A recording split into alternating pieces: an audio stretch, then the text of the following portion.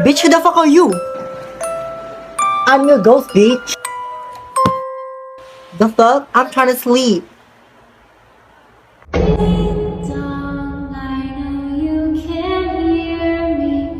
Open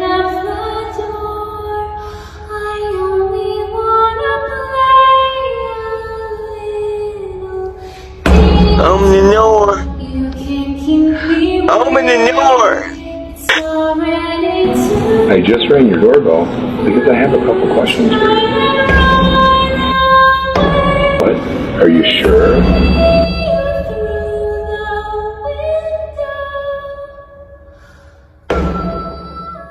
Bed was right here, and then it was my door to get into my room and my closet. Kind of similar to how this is, but closer together. Now remember that because that's going to come in handy later. Also keep in mind, my room was in the middle of the house and it was the coldest room in the house. Wintertime, summertime, doesn't matter what time of the year it was the coldest room. You walk into my room and you could feel the temperature drop.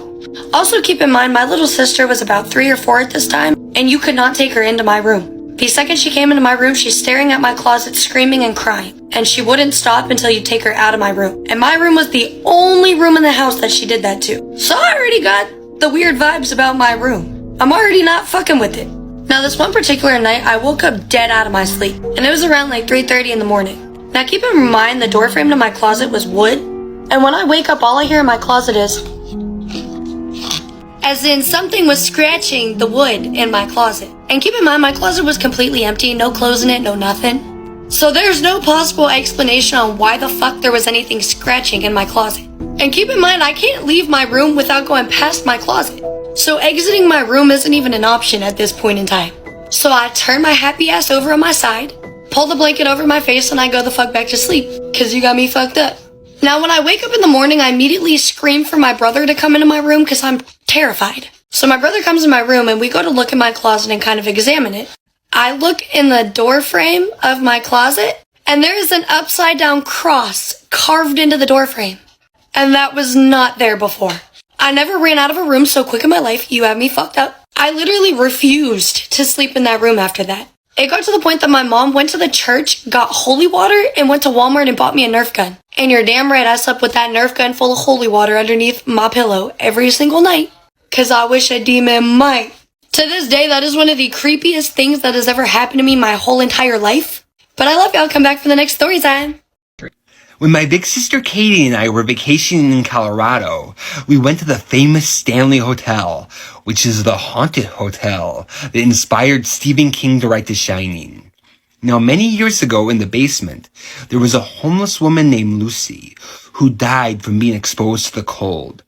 And as part of the ghost tour, they took you down to the basement, and I felt this weird pressure on my body. And then I felt a splash of cold water on my foot.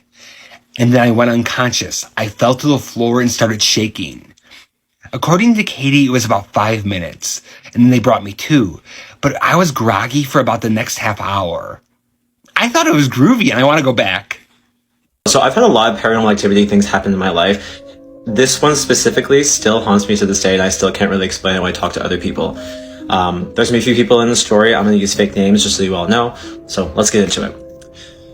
Myself and my friend May were actually going to hang out one night in, I'm going to say early February. It was very cold. There was still snow on the ground. We were driving around, planning on doing something. We were thinking about maybe getting like Taco Bell or everything. And then out of nowhere, my friend Emily calls us, and she was saying to us, you guys need to go over here right now. At this time, my friend Emily was in between houses, and she was staying with a friend for a time being. And the house is very, very old in the town that I live in, and it had apparently a great history of like hauntings, and I didn't know that until later on in the experience. So Emily calls us, she's freaking out. She's like, I'm thinking, like, did you see like a scary movie? Like, are you paranoid about something? Like, what's going on? And she's like, no, there's something going on in this house. So May and I were like laughing with each other, and we're like, all right, whatever. I guess we're gonna go hang out with her and see what's going on. So we go over there and we knock on the front door. Well, I do. And as soon as I do that, I hear them scream. I'm like, okay, what's going on? This is weird. The friend that Emily was staying with has an autistic sister, and the moment I saw her, I've had interactions with her in the past, but she was acting very, very strange. When I got into the house, the energy was very, very off. And I remember when I first closed the front door, the air in the house was still. And I paid attention to that the entire time while they were explaining themselves to us, what they're going over, what was going on.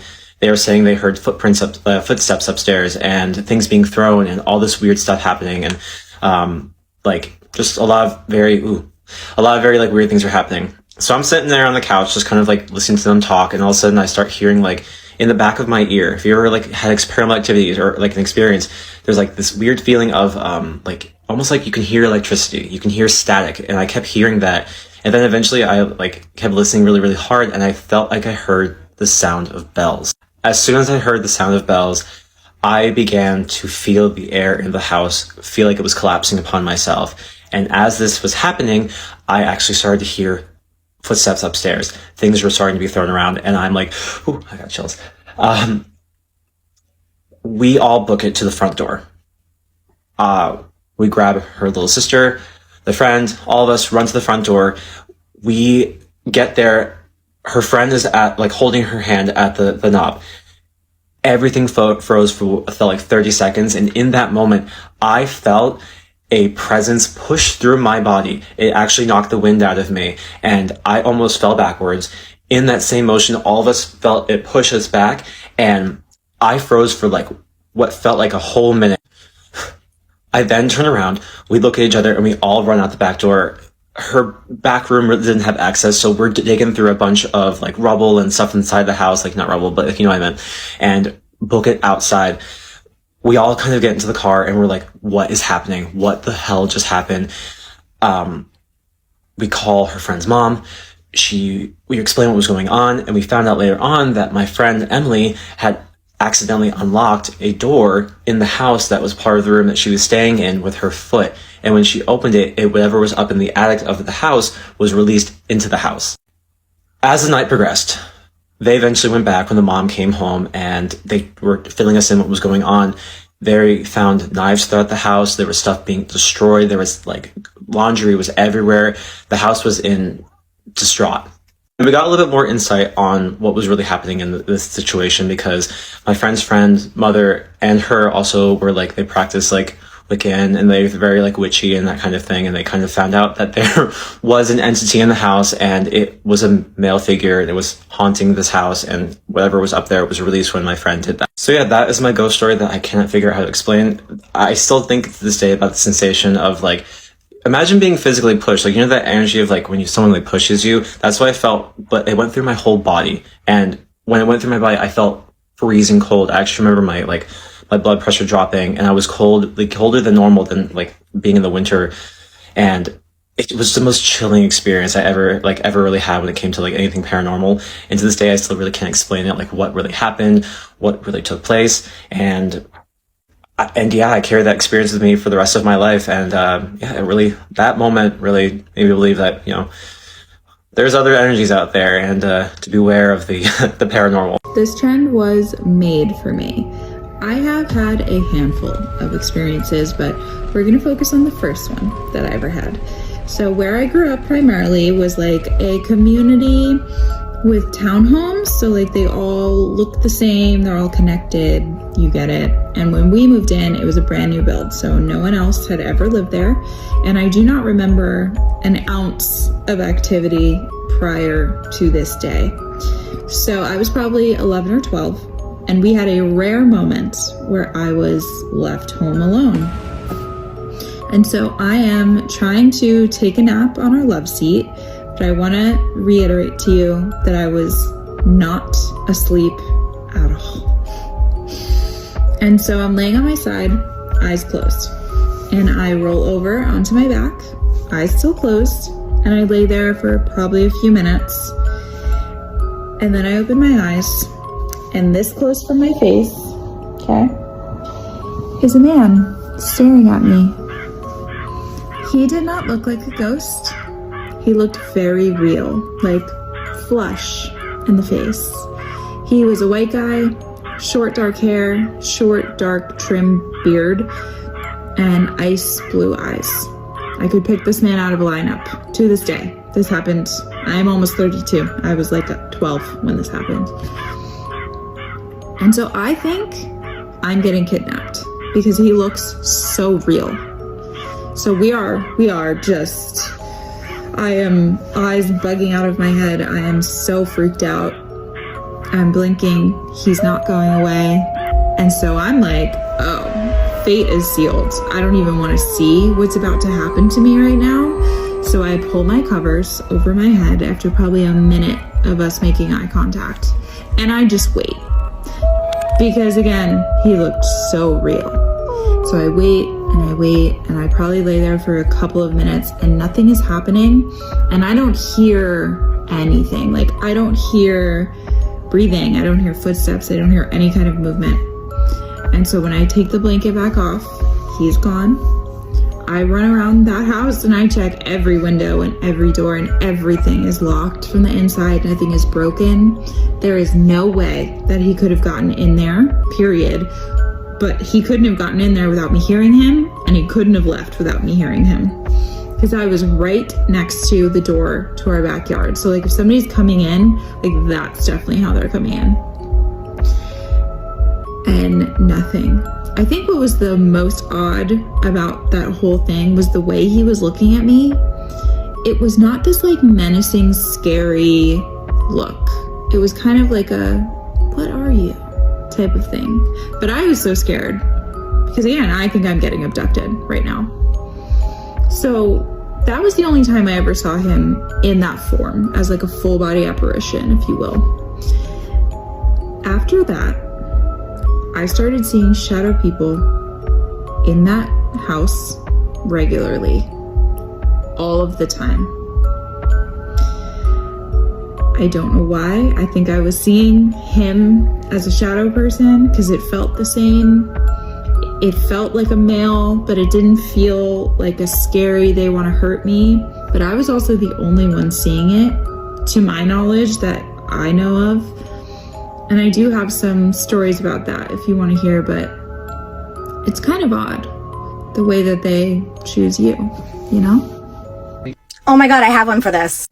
So we moved into this house when I was about 10 years old, and it was like right at the 94 earthquake. And so like we moved into this house and it was shaking. Like it was like this insane thing. We were still in boxes. Anyway, but a year later, I want to say I'm like 11 years old. I'm sitting up in the room that like we had like this game room, and we called it the bonus room.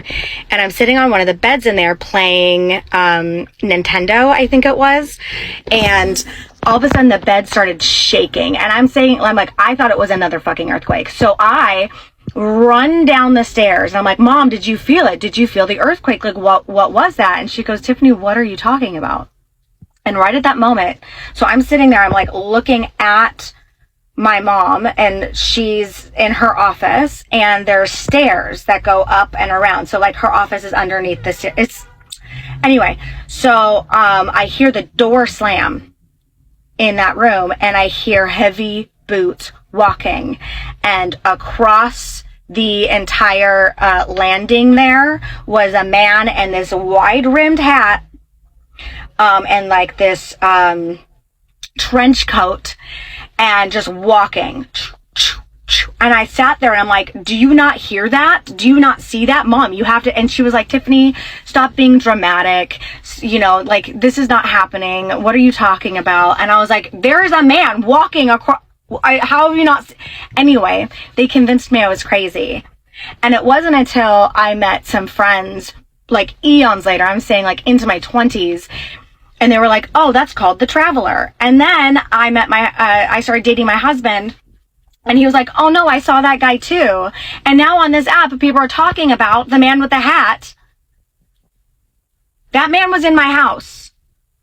That man was in my house, and I saw him, and everyone's saying it like they see it during sleep paralysis, but I was standing right there looking at it. And honestly, that house was the most active house I've ever been in. And I realized it was actually like literally like 2 months ago, I looked up like the area and what maybe have happened there. And it was right in the path of a huge flood that happened out here that killed so many people. And I can guarantee you that that house is a portal house. That house is 100% a portal house. Like, there's always been ghosts there since we moved in. I have a cousin who won't even go upstairs because she says she doesn't feel welcome. Do you know what I'm saying? But anyway, hat guy, the traveler, whatever, saw him with my eyes, and I'm pretty sure he shook that bed too. Crazy. All right. I've been meaning to tell this story, and I've told this story about 5 or 6 different times. Every single time I try to tell this story, for some reason, the camera always just, TikTok wouldn't let me tell this. So this is my last attempt. It's like not meant for me to tell this story. So I'm going to be telling you a story about the little ghost girl that lived in my basement. So to preface this, my family in the plot of land that we live on is the oldest plot of land in the neighborhood. We have a main house and a coach house. The coach house was originally a stable with an apartment above it where the farmer used to live above the livestock. The main house that we have here has 2 main floors that my grandparents and my parents and myself live on, and we have a basement apartment that has a separate lock, separate door, the whole shebang. We had terrible tenants at a time who almost burnt the house down. So this became my dominion. I was fixing this up, renovating it after they left, and then also it became a space for me to come down and practice music and to watch movies and just chill out. It's important to note 2 things. This house in general is extremely haunted. Extremely. Everybody in this house experienced on multiple occasions something paranormal, something supernatural, beyond belief, seen things, heard things, felt things, you name it. But in particular, we're going to be talking about the little girl in the basement. I might be interested in making a video about a particular farmer, Jack, who makes regular appearances around the house. But that's, again, a video for another time. So let's go back to when I was a young teen and middle teens, late teens, and I was in college. And so that was actually into my 20s too.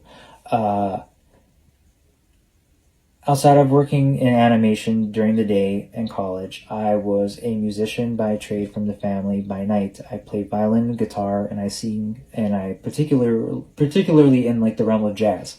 So I was down here recording songs, writing songs, practicing. This was my space, and in particular where this all started was in this actual room. I'm actually in the basement right now, which is a fun tidbit to this also. Let's cross our fingers that nothing crazy happens. So far so good. So down here and practicing, but I noticed when I'd be down here and practicing, I never felt alone. Even though I'd locked the door and I knew that everybody else was up to something else, I was always had this feeling that I wasn't alone. And coming from the Romani culture, where we are sensitive to these types of things, something told me I was down here with a female presence, a younger teenage female presence, younger than me, but she was just here watching me, and it felt comforting. It felt like a neutral, very positive, just more or less like somebody who was like an audience member. It wasn't anybody who was like with ill intentions. It was like more of an admirer. So I didn't care nothing of it till one day I met a very talented jazz singer here in the city around my age. She and I wanted to get together, start a band, and she wanted to record some of my original songs. So I brought her here after a jam session late at night, and a few minutes into us being down here, she's like, "Pierce, I don't feel comfortable being down here at all." And it's good to note that she told me not too long before that she considers herself a witch. Her family practices witchcraft, and they feel very much like she feels very in touch with these types of things on her own as well. So she's like, "Pierce, I feel like there's this presence, there's something here that just does not want me to be here." So I didn't say anything about the girl. So I asked her, "Well, what are you feeling? What's going on?" And she's like, "Pierce, I feel like there's this like female presence here. There's this she just does not want me here. Whoever this woman is, she does not want me here." So I'm like, "You know what? I'm not putting you through that. We left the basement, went up to my grandparents' apartment, and practiced quietly for the rest of the night. But that's not even the scariest part. Fast forward a couple years later to Halloween night with my then girlfriend of many years. We were bar hopping in Logan Square, and it started to rain, and we only had a couple drinks, so we weren't drunk. We're both heavyweights, and we're like, you know what, it's getting late, it's starting to rain, let's go grab some McDonald's, we'll put on some movies in the basement, and we'll just relax for the rest of the night. That was the plan. So grab the McDonald's, come back here. Now, it's important to notice that the way that the basement is set up, or the way the house, the whole formation of the house is that it's all built on one long hallway, to where as soon as you walk in, you can see from the front all the way to the back. And in this case, you can see from the front of the house to the boiler room, where the water heaters are and the pipes and all that stuff. But that room is separated by a door, and that room itself is pitch black. So I'm messing with the DVD player, trying to hook it up to the television while she's getting everything set up with the McDonald's, and she's like, Pierce, I can't stand this house, it's too haunted. I'm like, why are you saying this? It's like, because there's a little girl down here in that boiler room. I'm like, get out of here, that's bullshit. Now, I might have mentioned it to her. I don't remember mentioning this little girl to her before. But I put two and two together, and I realized that this spirit doesn't like when I bring girls in general. So, she's like, yeah, it's a little girl. She looks like she's like about maybe 13, 14. And she's got like this like off-white cream color dress that's like ripped up, it's battered, and it's got lace with on it. And she's describing this girl, and I'm thinking, can I see her too? So I go look over down the hallway. I don't see nothing, it's just pitch black. So time passed. I'm like, I'll ignore her, leave her be. She's just being stupid, if anything. And she still looking down. She's like, Pierce, she's just looking at me and she's smiling. But I don't feel, I want to leave. I just want to leave. I'm like, you know what? Just ignore her. Just we'll eat, and then I'll take you back by your babas.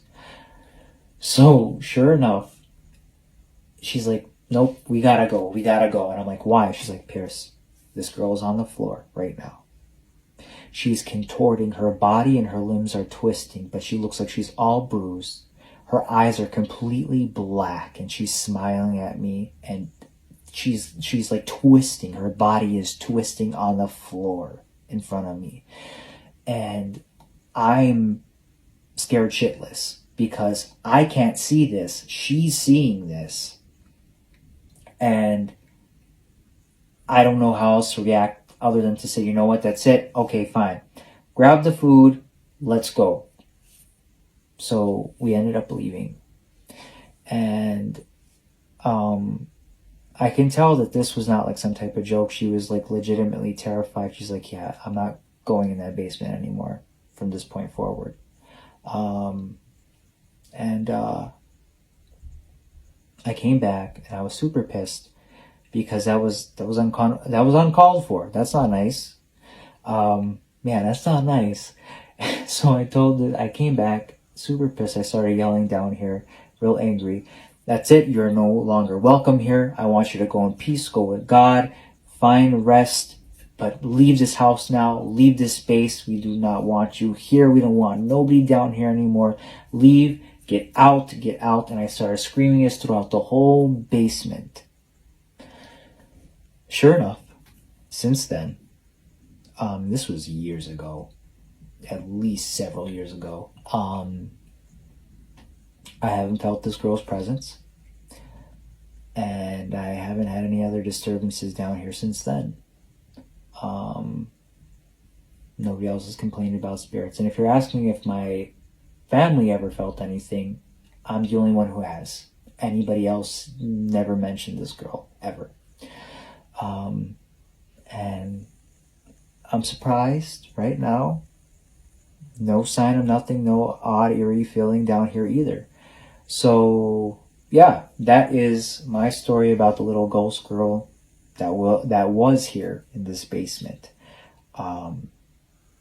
if you're interested in hearing about Farmer Jack or any of the other scary experiences that myself or some of my family members have had here, be sure to comment below or follow us so you can hear about these experiences. That's kind of what we do here on this channel. So thanks for listening to my ghost story. So I have to make this quick. Every time I've tried to talk about this, my phone glitches out for some reason. So if you see like lag in this, it's not. A year and a half ago, I moved into a brand new apartment. There was nothing there beforehand that anybody knew of except for a field. This apartment was my like work towards dream apartment. Like it had all the amenities I wanted. It was beautiful. It was modern. It was spacious. It had a ton of storage. It was just, you know, what I had worked towards for so long. Now, there were some things that were really off. The people before me broke their year-long lease halfway through their lease. All of the doors in like modern apartments are really heavy, right? The door to the bathroom was like this cheap plywood door that you get at Home Depot. It did not match the other doors in the apartment. And every time I walked into the bathroom, I got this overwhelming, disgusting, nauseating feeling of sheer terror. And I got that somehow it was connected with like a domestic violence situation. I know that's so horrible to say, but that's the feeling that I got, which later on made sense because the drain to the sink was disgustingly smelly the first time I moved in. And then when I pulled out all of like the hair and what I think was like scalp and skin, it made sense. Anyway, we're gonna drive right past that.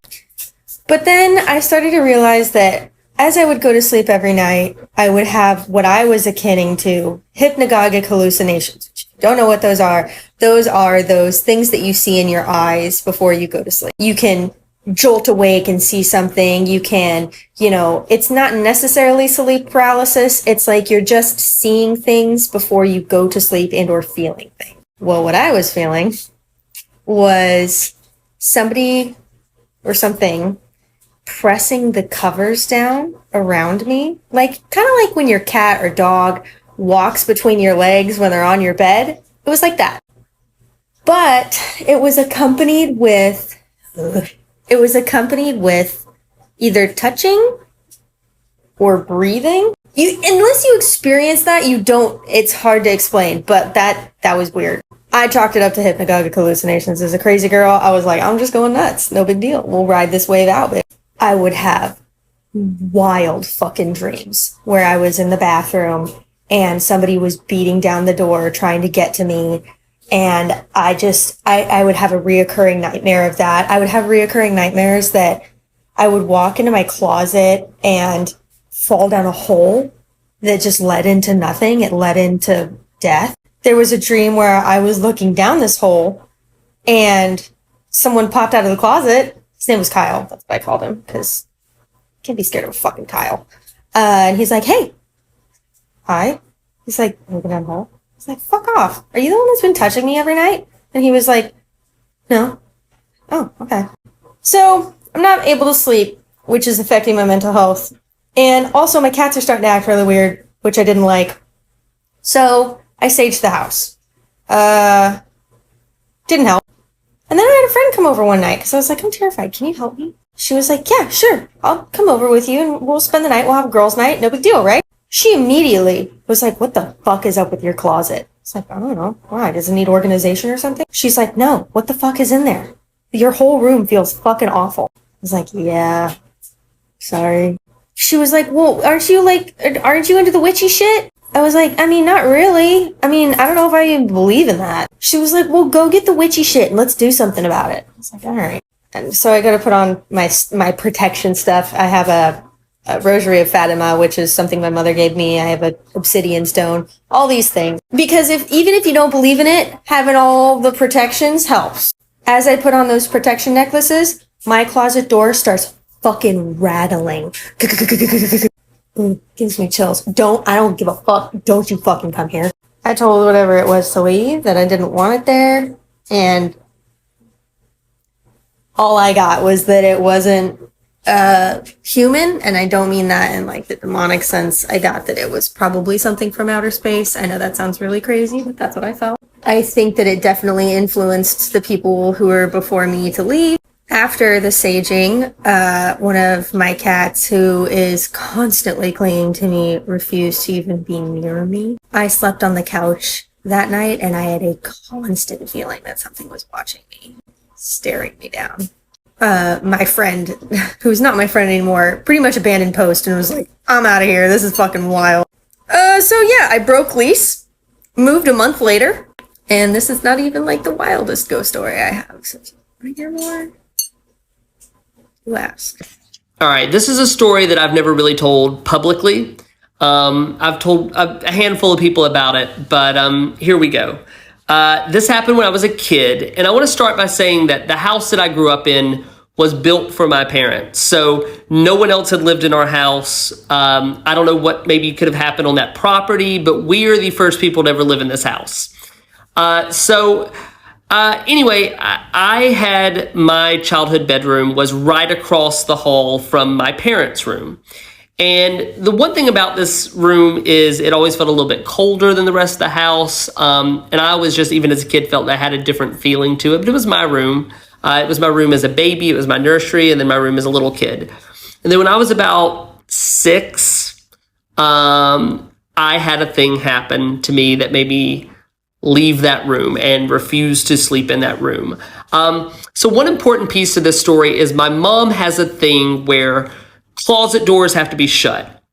Like at the end of the night, she just went through and shut all the doors in the house. It was just a thing that she did. I think it was something that my grandmother used to do too, so she would always do it. And that's important to the story. So I'm in bed, I'm asleep, and then I wake up and my closet door is wide open. And there was this like purplish blue light coming from the closet. And I'm like, what is going on? And then all of a sudden, this giant, oversized hand comes out from the closet door, like just like this. I scream. As soon as I scream, the hand jerks back into the hall, into the closet. Closet door shuts. My parents come rushing in, and they're like, what happened? What happened? I was like, there was something in the closet, and I told them what I saw. They're like, you were just having a nightmare. It's fine. Like, you were having a nightmare. Nothing's there. And then I look at the closet, and I'm like, the door was cracked open. It wasn't shut. And I was like, Mom, the door is cracked open. Like, you always shut the doors at night. And she's like, it must have just popped open. Like, it could have been air. It could have been any number of things. There's nothing in there. See, they open up the closet. It looked normal. Everything's fine. I was like, I'm not staying in here tonight. So I went and stayed in their bed that night. And then the next day I was like, I don't want to stay in this room anymore. So they moved me to the other bedroom. So we set up the guest bedroom as my bedroom. And that stayed my bedroom for the rest of through me finishing high school. But I moved to that room. And I had one more incident that happened. Nothing with the closet ever again. But I was still about 6, 7 when this happened. It wasn't that long after the other incident. I was in bed, and then I wake up. And in my doorway is this tiny creature. And the best way I can describe it, it was like the body of a small child with the head of an owl. And I've never seen anything like this. And I'm like, am I awake? Like, what is going on?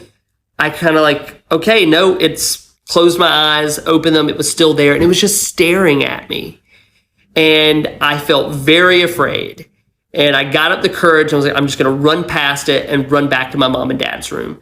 So I get up the courage to jump out. I run out my bedroom door, down the hall to my parents. And I'm like, freaking out, telling them what I saw.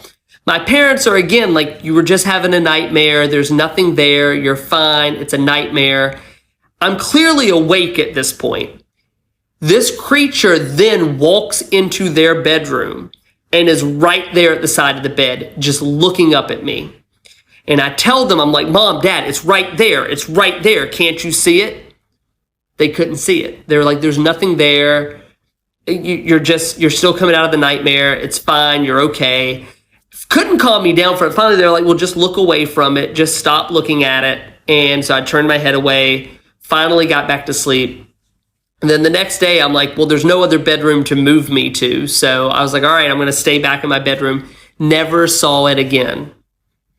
And I have Googled this. I have tried to, all these years later, figure out what exactly that was that I saw. And I cannot find anything that describes exactly what I saw. So if you have any insight into what that might have been, I would love that for either incident. And the other thing to note about the back bedroom that I moved from, it stayed like a colder room until I went off to college. And then I came back from college and it felt normal. The creepy kind of feeling about it went away, but then also just it being colder than the rest of the house went away. I remarked to my parents one time, like, this room isn't as like colder than the rest of the house like it used to be. They're like, that's weird. And I was like, yeah, because even they would feel the cold difference. But yeah, that's mine. Giant hand out of a closet, and then a tiny creature with the body of a child and the head of an owl.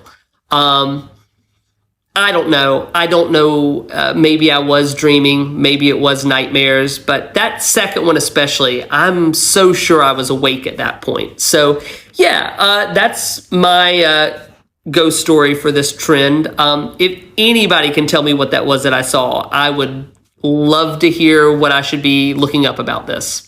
All right. Okay, this takes place back in 1986. My wife and I, we had purchased a house. It was in New England. It was like picture perfect town, like a small town, The house, it was a beautiful house. It was 2 stories with an attic. Well, one day it was probably like a week or 2 after we like officially got the house, moved in, got our stuff. My wife and I, we had went to the hardware store, got a couple things, paint brushes, all that to fix the house up. Well, coming back, how do I explain it? Like, it's like a bridge crossing over like a river, I guess. But the bridge, it was enclosed. It was like walls and a roof, so you like pretty much drive through. And I was driving back, and like I almost hit a dog, so I swerved. Whenever I swerved, we went through the sidewall of this enclosure, like bridge, and we fell in the water, and then we died. At the time, we didn't know we were dead, but we eventually end up coming back home, and we were still kind of we didn't know what was going on, So I went to retrace our steps, to go see like our last steps that we did. But whenever I opened the front door, I ended up falling into like this desert area, like with these huge like black and white striped sandworms. And there was no door. It was just like I was in the desert. Well, I ended up finding the door, and I ended up getting back in. Whenever I came back in, my wife, she was telling me, man, you were gone for 2 hours. But like for me, I was just gone like 2 seconds. Well, as time went by, this other family moved from New York. They were called the Dietzes. The family was Dietzes. And typical, dad was a businessman. He wanted to get away from the city. And the mom, she was the opposite. She was all into fashion and designing, and she hated it. And they had a daughter named Lydia who was, she was gothic. Some goth chick. Well, they ended up buying the house. And my wife and I, we did everything we could, like everything in our power we could to get them to leave. Like me, like I got my fingers and I got my eyes and I put them all on my fingers. And then I like stretched out my face and pulled up the top. So it kind of looked, if you can imagine, like I had eyes on my fingers and like a huge beak. And my wife, she like stretched open her mouth, and her eyes and her tongue, everything were right there, but with her head open. And we tried everything to scare them, We scared them from the closet. We even did bed sheets. and nothing worked. Nothing worked. That's because they, I guess, like weren't aware of like the spiritual realm or whatever. I don't know. Some people feel it, some people don't. I guess. Who knows? So eventually, my wife and I just kind of gave up. We just ran up to the attic and we locked the door. And there's no key for it. And we stayed up there. Well, little did we know, their daughter Lydia had gotten the skeleton key for the house from the real estate agent. And one day, her and her family started going upstairs towards, the thing, and we did everything in our power to hold the door. And we were able to hold the door. The whole family was right there. They're trying to key. We kept pushing it out. And while my wife and I were holding the door, a commercial came on, like a TV. Because up there, let me explain. Upstairs, I have a TV, and then I pretty much had like the whole, like it was a miniature version of like the whole town. Cemetery, town hall, supermarket, post office. So keep that in mind. I had the whole town right there, and then but anyways, as my wife and I were holding the door, because the daughter was trying to put the key in, this commercial came on the TV. So then on the TV comes this commercial. It was an advertisement. Like it was this guy. It was weird. It was like a cemetery in the background. This guy like dressed like a cowboy, with like long nasty hair, green stuff around like his mouth, pale skin, dressed like a cowboy, lassoing on top of a cow, saying advertising for some services to get away from to get rid of like unwanted guests or whatever. And I forgot to mention, right before this happened, I had found a handbook to, I guess, to reach the afterlife. It was a book all about that. So whenever I found the book, inside the book it said get chalk and like make like a door on the wall, draw a door on the wall. And so I did. And once I made the door, the little knob and all that, then we were able to go through it, and we ended up going to the afterlife. It was like a waiting room lobby. There was a guy with a shrunken head. There was a lady that was cut in half. It was a waiting room. They're sitting on the couch. A guy that was like just burnt, like just a burnt guy, smoking a cigarette. Anyways, it was like a reception area. So then we finally get called in. We meet our caseworker. This lady, she had her throat cut. Every time she would smoke would come out of her throat.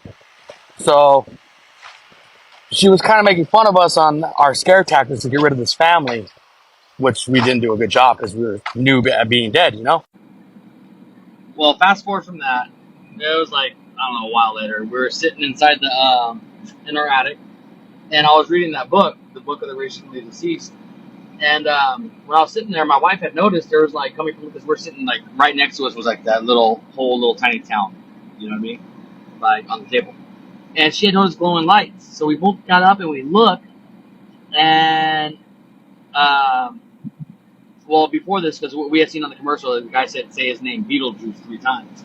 So anyways, at the table we ended up saying Beetlejuice 3 times, and at that very moment, this is the crazy part.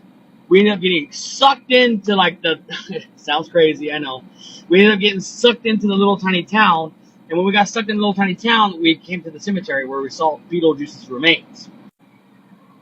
Well, once we're actually in there, we met with Beetlejuice. We were not happy with him because he was just erratic. He kept touching my wife, and he kept, grabbing on her, and he spun his head all the way around, and he had all kinds of snakes and things come out of his head. So we ended up leaving, going back, not being small no more. And we decided we're gonna try to get the deets out ourselves. And they were throwing a dinner party. We thought it would be a good idea. The mother, she was into making these weird ugly sculptures, and one was like this, like a hand, it wasn't a hand, but it had appendages kind of. And everyone's eating. They all have their little bowl with prawns or shrimps in it. And all of a sudden, we made them to where they were singing a song, I think the Banana Boat song or something like that. and it ended with the shrimp string into hands and grabbing their faces and pulling them to the table. And then the sculpture, we made it grab the mom, like. So, anyways, we were upstairs like happy and excited, like yes, his family's out of here, like it worked.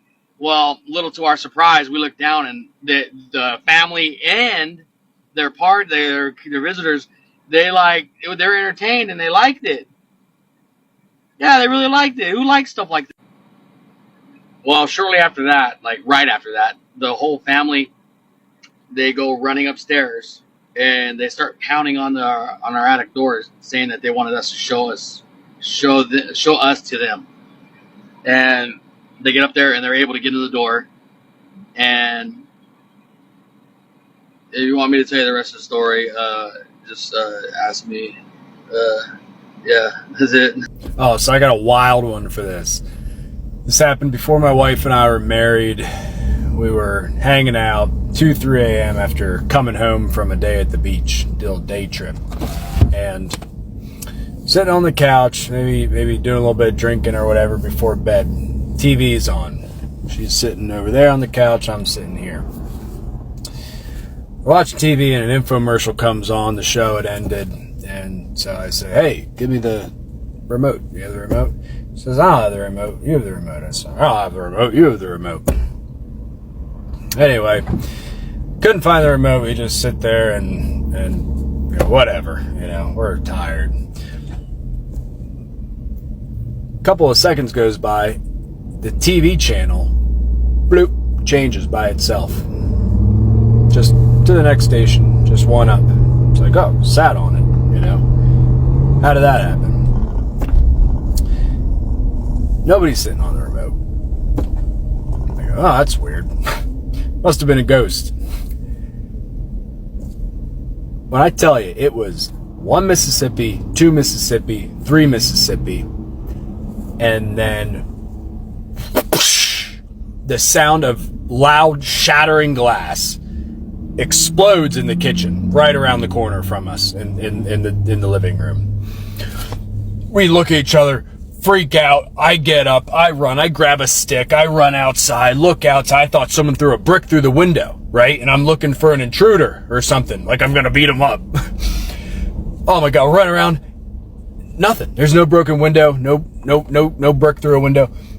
We go back in the kitchen and a liquor bottle that had been sitting on the kitchen counter, completely sealed, never opened. It was brand new, bought that day, hadn't been opened yet. Spontaneously exploded in the middle of the kitchen by itself, completely on its own. No explanation. It hadn't been there for 5 minutes out of the freezer and blah blah blah. No, lukewarm, sitting there all day. No explanation. Hi, so I live in Japan, right? And I used to live in a city called Ishinomaki. And I have quite a few ghost stories from this, but my favorite one is the one that I completely cannot explain. And that is, long story short, I was on this app called Clubhouse, and I was in one of those rooms and they were talking about like ghosts and demons and stuff like that. And I got really into the paranormal stuff because I'm kind of witchy and I wanted to see what can happen. But I didn't do anything. I just listened and, talked about past experiences from my childhood. And so that night I went to sleep. And you'd have to know me to know that I hate cigarettes. I will cross the street if a person is smoking a cigarette. I cannot stand the smell of them. So, child, how about I woke up and I had a 1-bedroom apartment with a sliding door that opened into the living room and the kitchen. And I woke up and I smelled smoke in my apartment, knowing damn well I live by myself and my windows are closed. So I know nobody's smoke is coming from outside, and I don't live on a major street. I live in Ishinomaki. It's like the countryside. And I live by a river. So I know there's no way that there's smoke in my apartment. I'm like, surely I'm hallucinating. But, whatever. I get up, I open my sliding door to go to the kitchen and get something to drink. Y'all, now, I'm not no liar, I didn't see a ghost, but what I did see was a damn cloud of cigarette smoke sitting above my couch. Like somebody was sitting on the couch smoking a cigarette. And I said, oh, hell no. I believe in ghosts and spirits. So I told him or her, probably him, because I know older Japanese men love to smoke. I said, I don't know who you are or what you want or how you got here, but you got to get the hell out of here.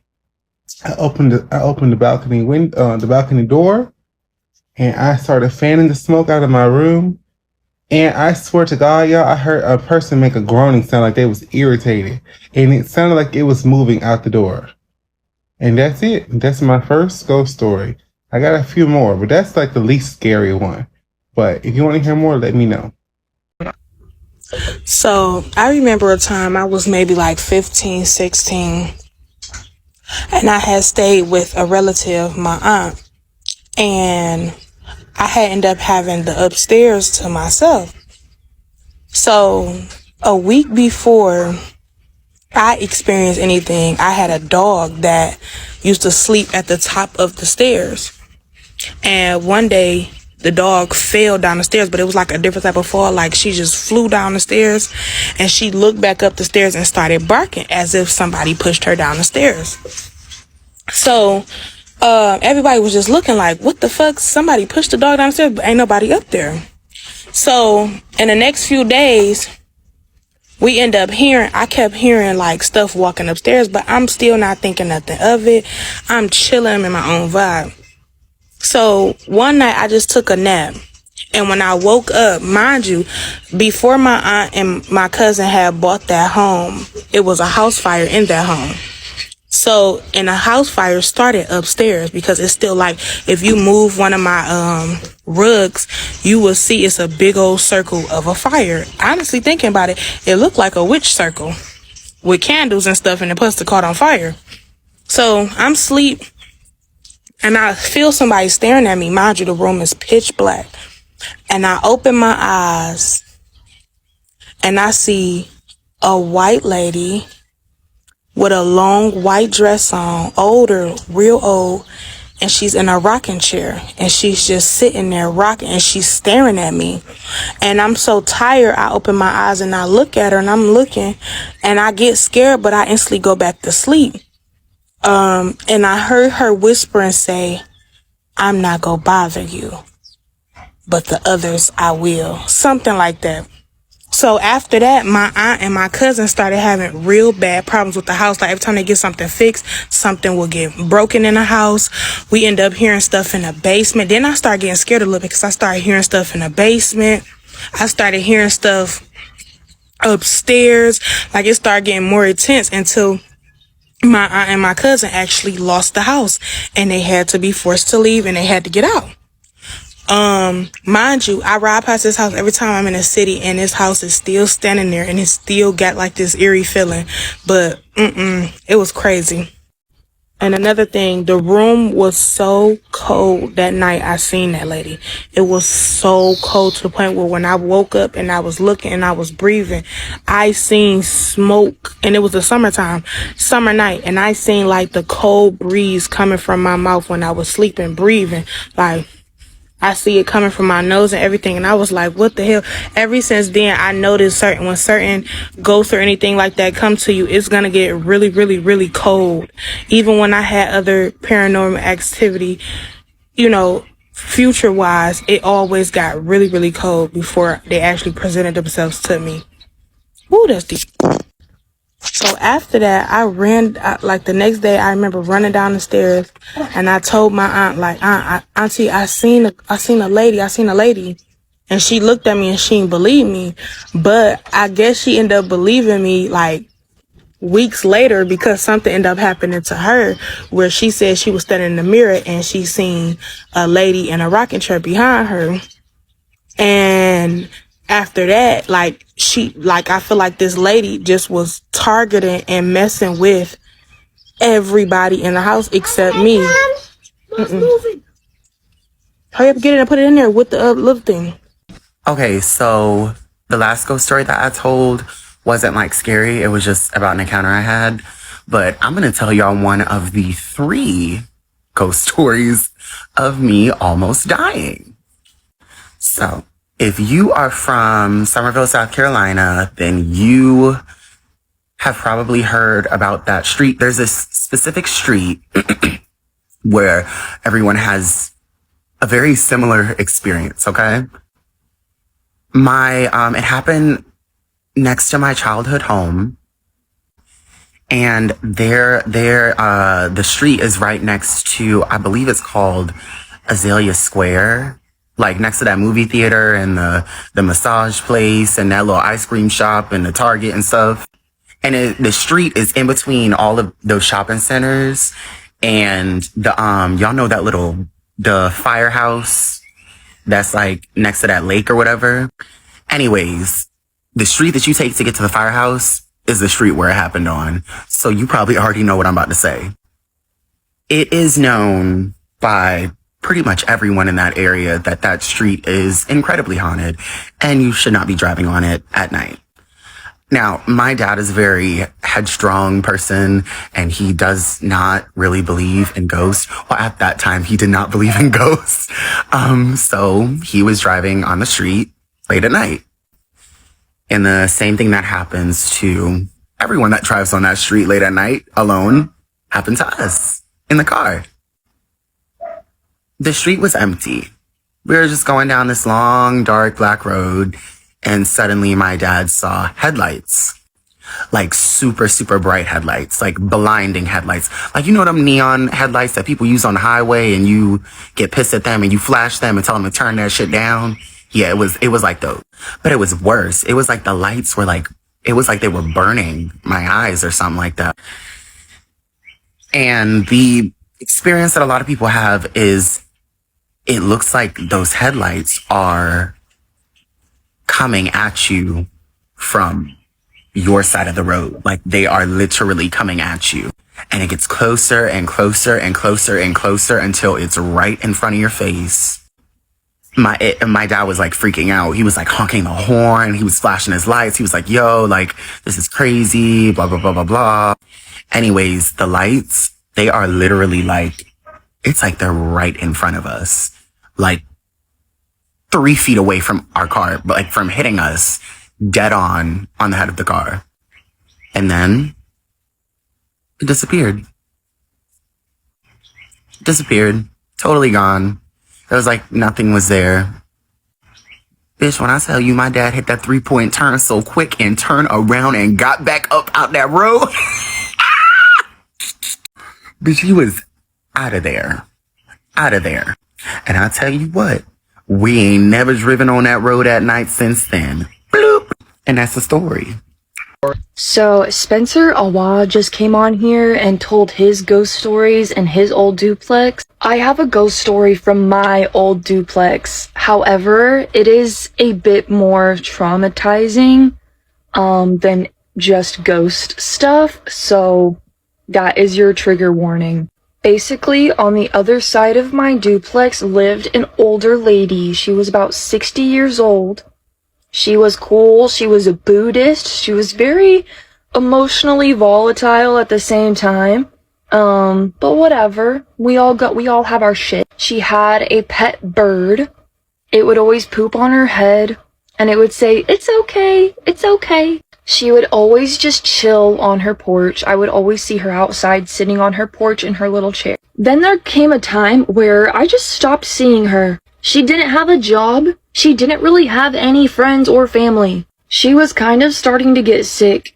She had COPD and she was in a lot of pain. I hadn't seen her for a couple weeks and I seriously was worried that she was just dead in her house and nobody knew. But that would be crazy, right? There's no way. It came to be around Christmas, and I was getting presents ready for my family. I had just finished all of my presents on Christmas Eve around 2 or 3 in the morning. I was going to head to my mom's, but I had made my neighbor a little gift as well. It was a healing jar of crystals. It had a little note just wishing her well. I decided to go and put the little jar on her table on her porch. That was whenever I realized that her cane was just sitting in front of the door.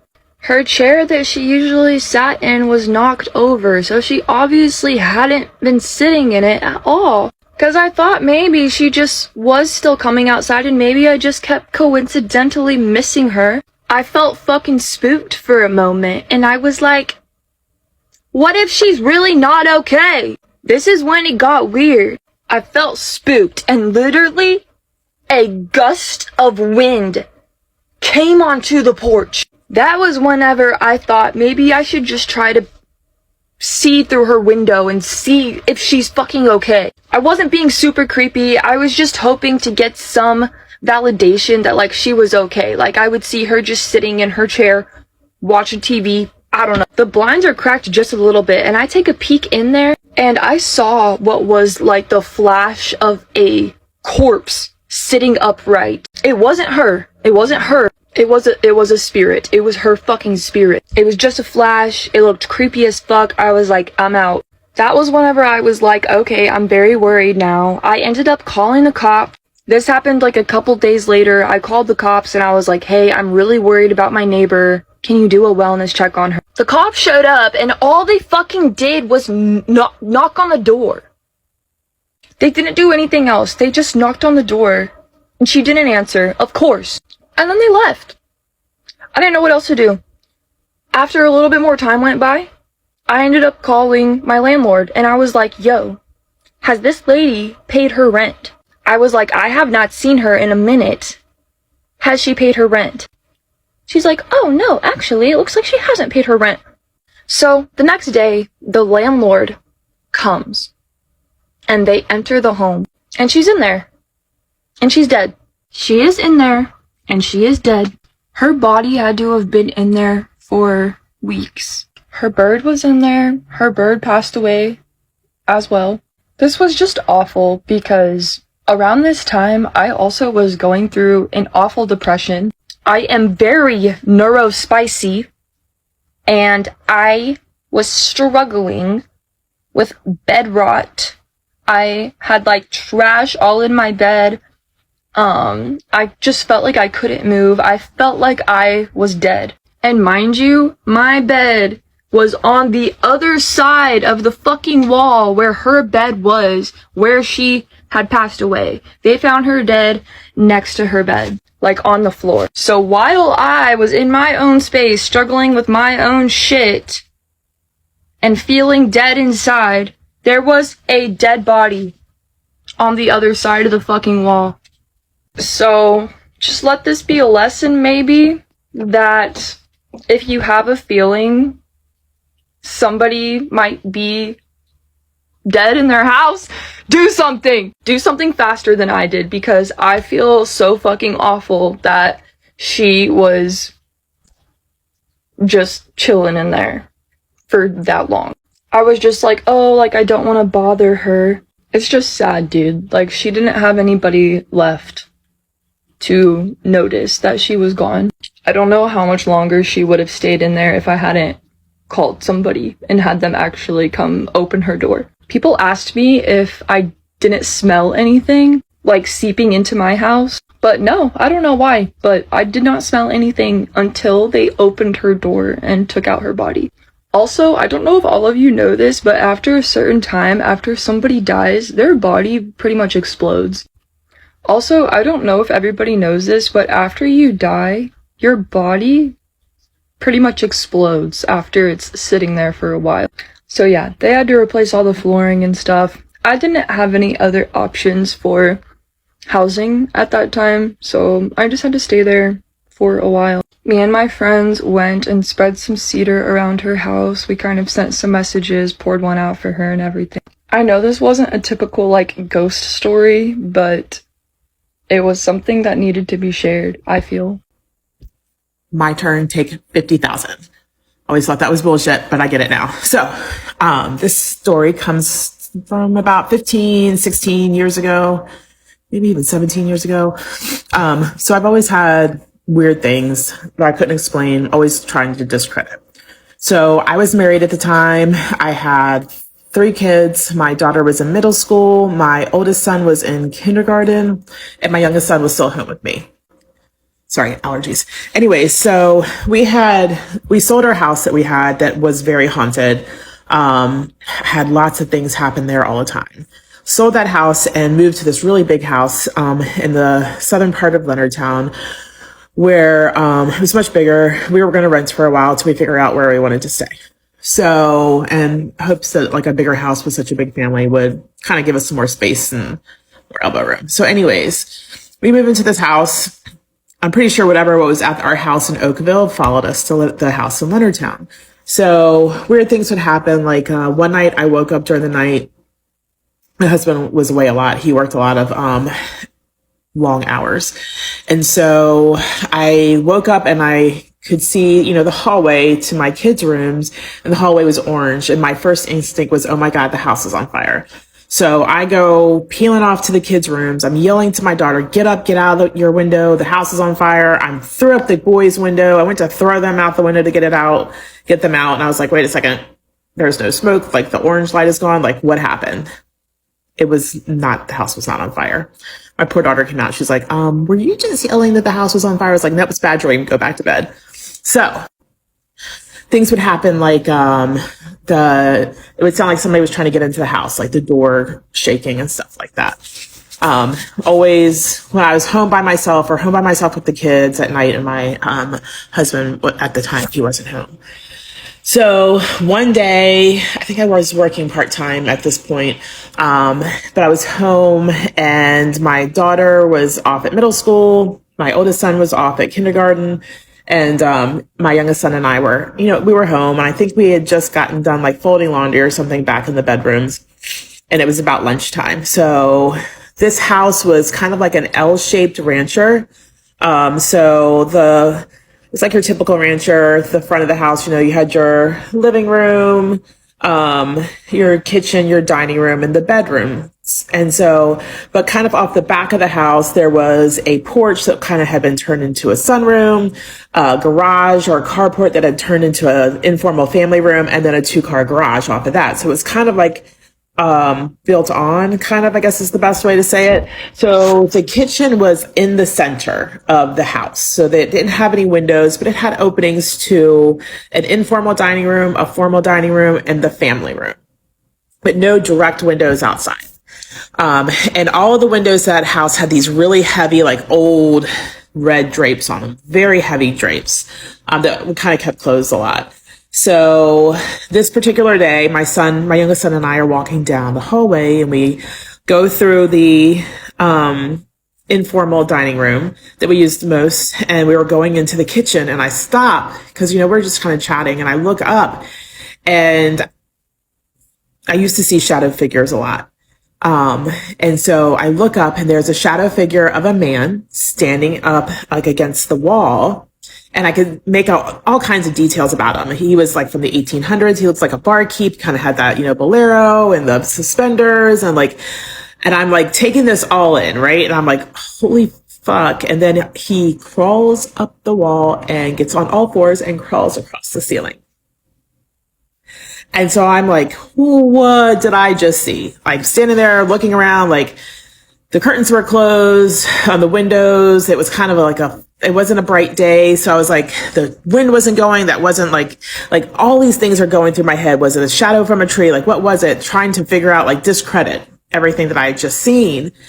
And next thing I know, I forgot my youngest son, who's about 4, standing there holding my hand. And he goes, whoa, mommy, did you see that man just crawl up the wall and across the ceiling? Done. We played outside for the rest of the day until, everybody else got home from either work or school. And we didn't move out of that house. It didn't take long for us to move out of that house after that. My ex-husband at the time, he was my husband at the time anyways, he never believed any of the stuff that was happening. But I was very happy to move out of that house and not have to see that man crawl across the ceiling again. I got one more. I like this story. It scares the shit out of me still. So this was a few years later after the Leonardtown house. I'd gone through my divorce. I was living in this little house in King George. It was perfect for me and my sons. I had them every other week. And so they had a room to share. They were in the bigger room of the house. I was in the smaller room. The house was kind of weird, but it was also old, kind of surrounded by trees, and it's kind of really like off street in King George and downtown King George in King George, Virginia. And so there were like the people who owned it. It was like a Baptist preacher or somebody who lived there forever. And so I was like, it's probably just like some kind of religious vibe, that's in here or whatever. But it just kind of always felt a little off. Well, in this house, I had a lot of sleep paralysis. And I know like everybody's got controversy in that of what they think it is, yada, yada, yada. So in my sleep paralysis in this house, I always felt like I was being pulled to the end of the bed or the sheets were being yanked off me. And it happened a lot. So, that was very unsettling. Well, one night I'm kind of just laying there in bed and I get insomnia a lot. So I'm just laying there, closing my eyes, like, praying to go to sleep. Well, I feel like it felt like a knee went into like somebody was getting in bed with me. So like they put their knee in the bed and I was like, the boys are too old to be getting in bed with me. At this point, my oldest son was like in 6th grade and my youngest son was in like 4th grade. And I was like, that's weird. And they didn't say anything when they came in the room. And I wanted to open my eyes to see what was going on. And I couldn't open my eyes. And I felt like something was laying on top of me. And so, if you've ever had sleep paralysis, it can be terrifying. You can't move, you can't scream. There's like nothing you can do. So I'd had this happen so many times. I would just start, I would call screaming in my head, like, get off of me, get away. Like, you can't harm me. Like, get the fuck out. Like anything I possibly can. And this night I was freaked out because I actually felt the bed, like somebody get in the bed with me. Right. And so I'm like in my head screaming, get the fuck out, get the fuck out, get the fuck out. You're not welcome here. And, it felt like it went on forever. Well, it finally stops. And so I am able to move. I turn on my light on my nightstand and I'm just sitting there, like just trying to get my wits about me, like what just happened. And my oldest son comes walking into my room and kind of scared me a little bit, and it's like the middle of the night. He's like, what are you doing up? Why's your light on? I was like, oh, I just had a bad dream. And so I'm just trying to like get myself together. He's like, I just had a bad dream too. I was like, oh, he goes, can I talk to you about it? I was like, of course. He goes, but can I tell you exactly what was said to me while I get in trouble with cuss words? I was like, no, you're not going to get in trouble. Like, I already let my kids cuss anyways. But anyways, bad mom. So, but they weren't allowed to say the F word. And so, he goes, well, I was laying in bed and I couldn't move and something whispered in my ear, get the fuck out. I was like, oh, trying to like, as a mom, you're like, holy shit. Like, what do I do? What do I say? And control my face at the same time. I was like, oh, that was been a really bad dream. That's weird. We had bad dreams at the same time. Like, I was like, don't worry about it. Go back to bed. And everything's fine. Like, it'll be okay. So he goes back to bed fine. My bitch ass did sleep with the lights on for at least 3 weeks. Were those lights saving me? I don't know. Did I have any more sleep paralysis in that 3 weeks? I did not. But it was still absolutely terrifying and weird at the same time that he had the same thing happen and actually heard something whisper in his ear, get the fuck out, which was kind of what I was already screaming in my head to whatever I felt was holding me down in my bed. Anyways, I hope you enjoyed that story. All right, so this is not really a scary ghost story. It's more just like an encounter that I had. So basically, when I was 8 and I was living in my childhood home or whatever, I had this encounter with this ghost lady. I don't remember what possessed me to get up in the middle of the night that night, but like I remember like something just pulling me towards the front of the house. I don't know. And so I left my bedroom, went down the hall, and I think our front, like the light above the front door was on. And I was like, that's weird. We usually like, the house is always blacked out when we go to bed. Cause electric bill and all that, whatever. But anyways, I made it to like there was like a little pillar, on the corner. The living room was right here. and the front door was on the other side of the pillar. And I remember I thought I had heard something. And I was like, my mom and dad are in the bed. And my sister's in the bed. And the dog is in the cage. So what's that noise? And so I peeked around the corner. And girl, y'all will not believe what I saw. I saw this like beautiful, beautiful woman. Like absolutely stunning, gorgeous, kind of fish dome she was serving. And she was naked. So I was like, that's weird. And I'm pretty sure this woman was white. And I was like, why is there a random naked white lady in my house? And then I was like, and why is she a naked white lady in my house? And I can see through her body. I can literally see through this woman. And I just remember like gagging because like, I thought she was so pretty. I thought she was the prettiest thing I had ever seen. And I was just like, okay, you serving. And what really had got me was this woman. I saw her like looking around, like she was looking for something in the house. And while she was looking around, she like made direct, dead eye contact with me. Like it wasn't like she was looking at me. It was like she was seeing through me or something like that. She didn't say a word. She didn't say anything like that.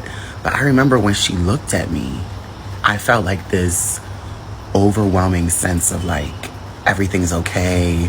I felt like at peace. Like I felt fine. And also, I tried to like say something to her. I don't know what I was trying to say, but I was trying to say something and I couldn't speak. Like my speech was gone. Like my mouth was moving, but nothing was coming out. I couldn't scream. I couldn't cough. I couldn't laugh. I couldn't do anything. All I could do was just sit there and look at this woman. And after she had like taken her eyes off me, I was able to like say stuff or like at least whisper or whatever.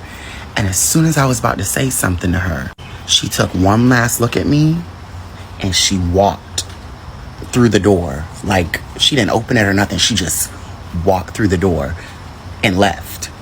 And I never saw her again. I don't think I ever told my parents about it. I never told my sister about it. I never told my family about it. I just kind of like kept it to myself because I was like, was I sleeping? Was that a dream? It was not a dream. It was not a dream. And yes, that's the story of my like little ghost encounter. I do have some that are scary though, so I might share those. Hopefully I don't get triggered or anything like that. Because there was definitely at least 2 situations where I almost died. Like I should have died, but I didn't. Man, I really didn't want to hop on this trend, but I really want to tell my side. So this happened when I was about 10 years old. Okay. So my mother had a twin. Okay. They were like this, inseparable. You couldn't separate these two if you wanted to. So he was constantly at the house all the time. He would come over after work. He was a chef, okay? Very known chef in the city. And he would come over to the house all the time after work, right? So he was very, very close with us. Like he loved us. He didn't have kids of his own. My mom has 6 kids. And so he treated us like we were his kids. Like I looked at him like a pops. Like, mind you, he's my mom's twin brother, right? So long story short, like I said, he was a known chef. He got off of work. It was on a Friday, I believe. Just got paid. He's on his way in traffic. He gets murdered. Family was distraught. I mean, we cried like a baby. Okay, so a few days pass. The funeral comes. My brother, who's a year older than me, and myself, we were like, Mama, we really don't want to go to the funeral. We don't want to see him like this.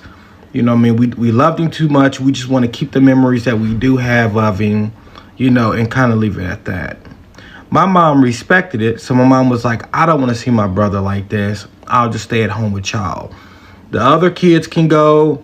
Everybody else can go. But I'll stay at home with y'all.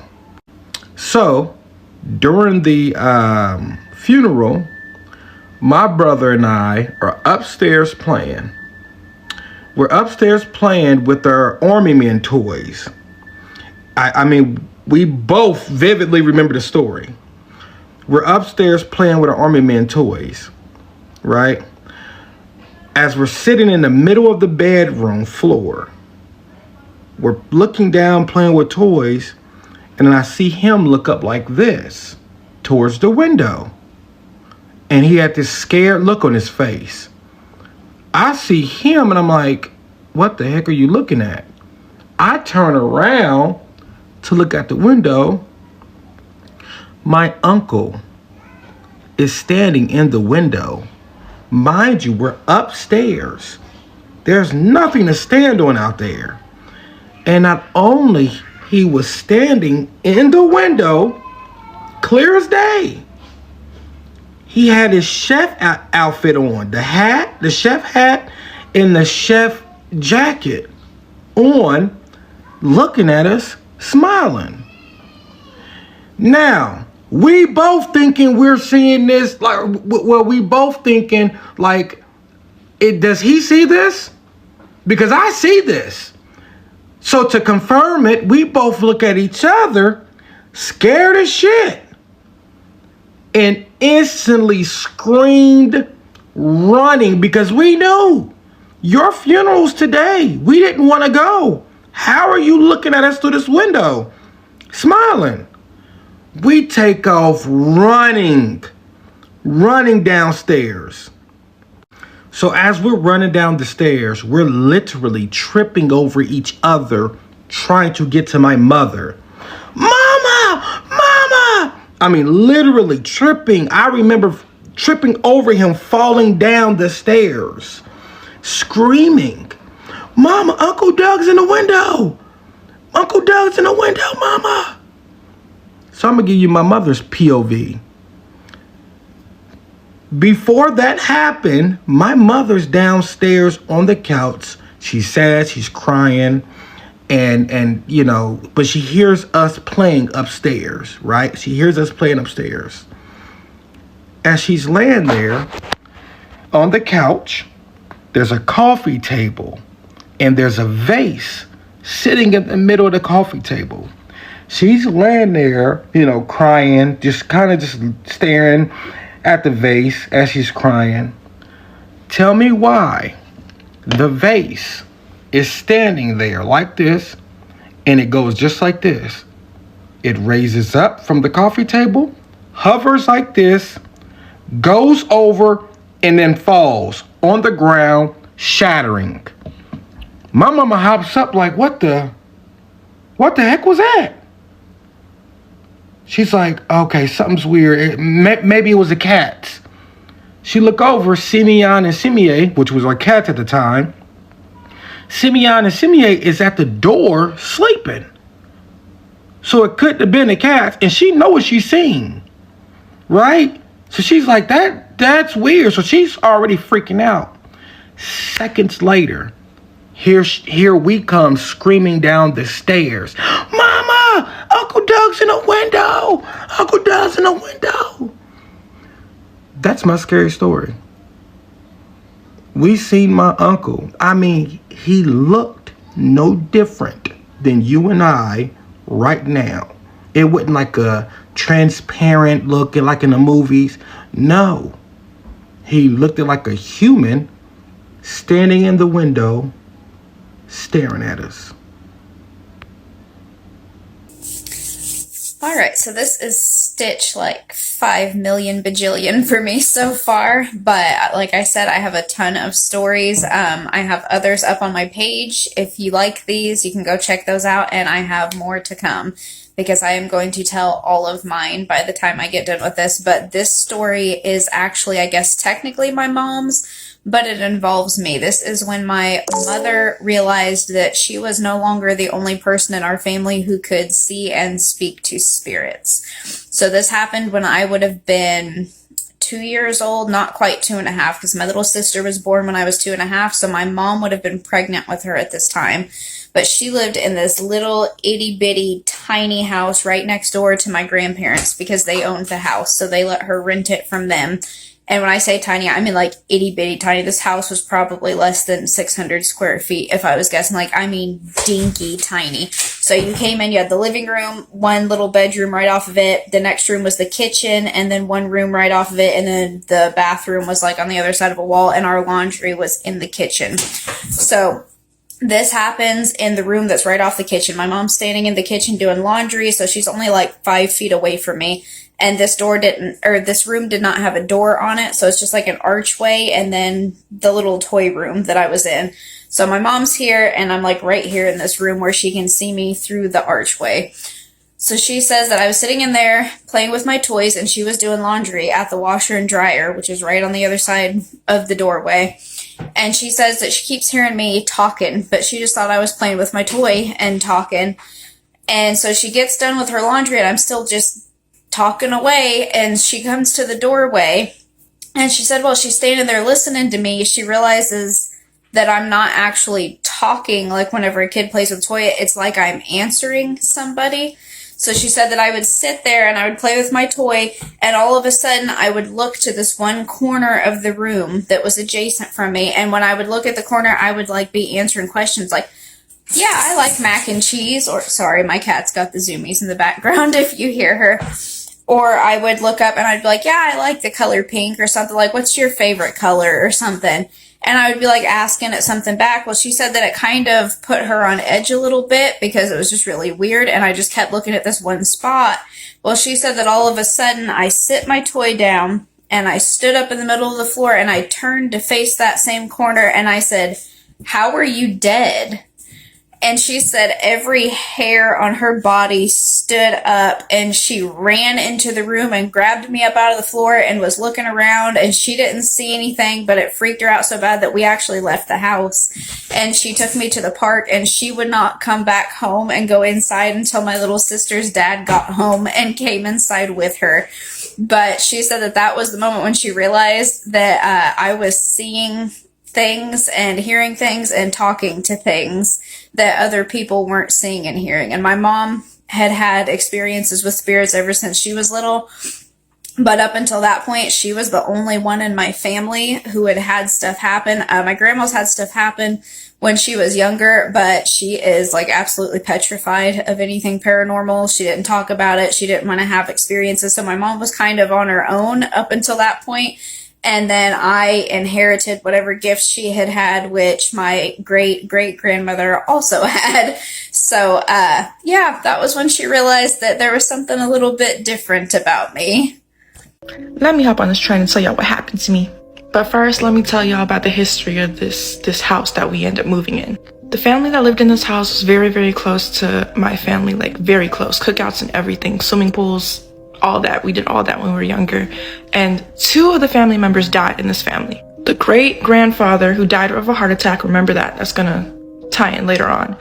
And the nephew who died in a car accident. And we decided to move into this house after they moved out. Yeah, so smart.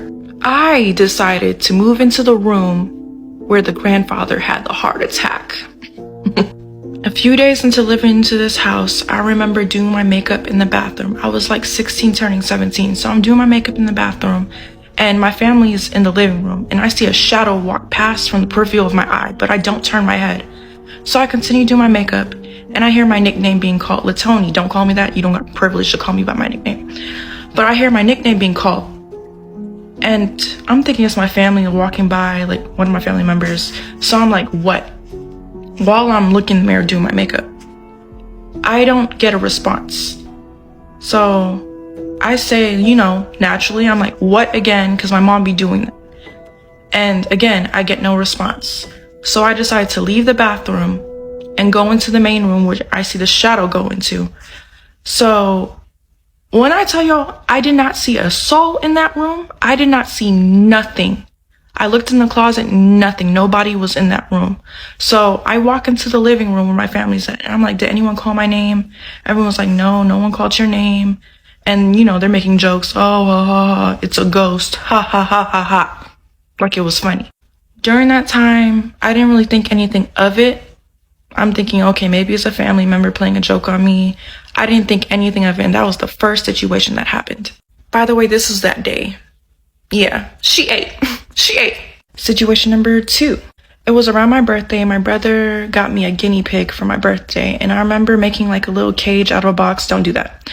I remember making a little cage out of a cardboard box, like a big mansion. And I put it in my room next to my bed. And it's nighttime. So nighttime comes and I have a red nightlight near my door and this guinea pig right next to me. So I'm in the middle of a deep sleep. When I wake up to, I can't even make the noise, like on the cardboard box where my guinea pig is in. And I just hear it constant. So I decided to get up to slowly creep over the guinea pig to see where it's at, what it's doing, because I never experienced anything like that before. I never owned a guinea pig.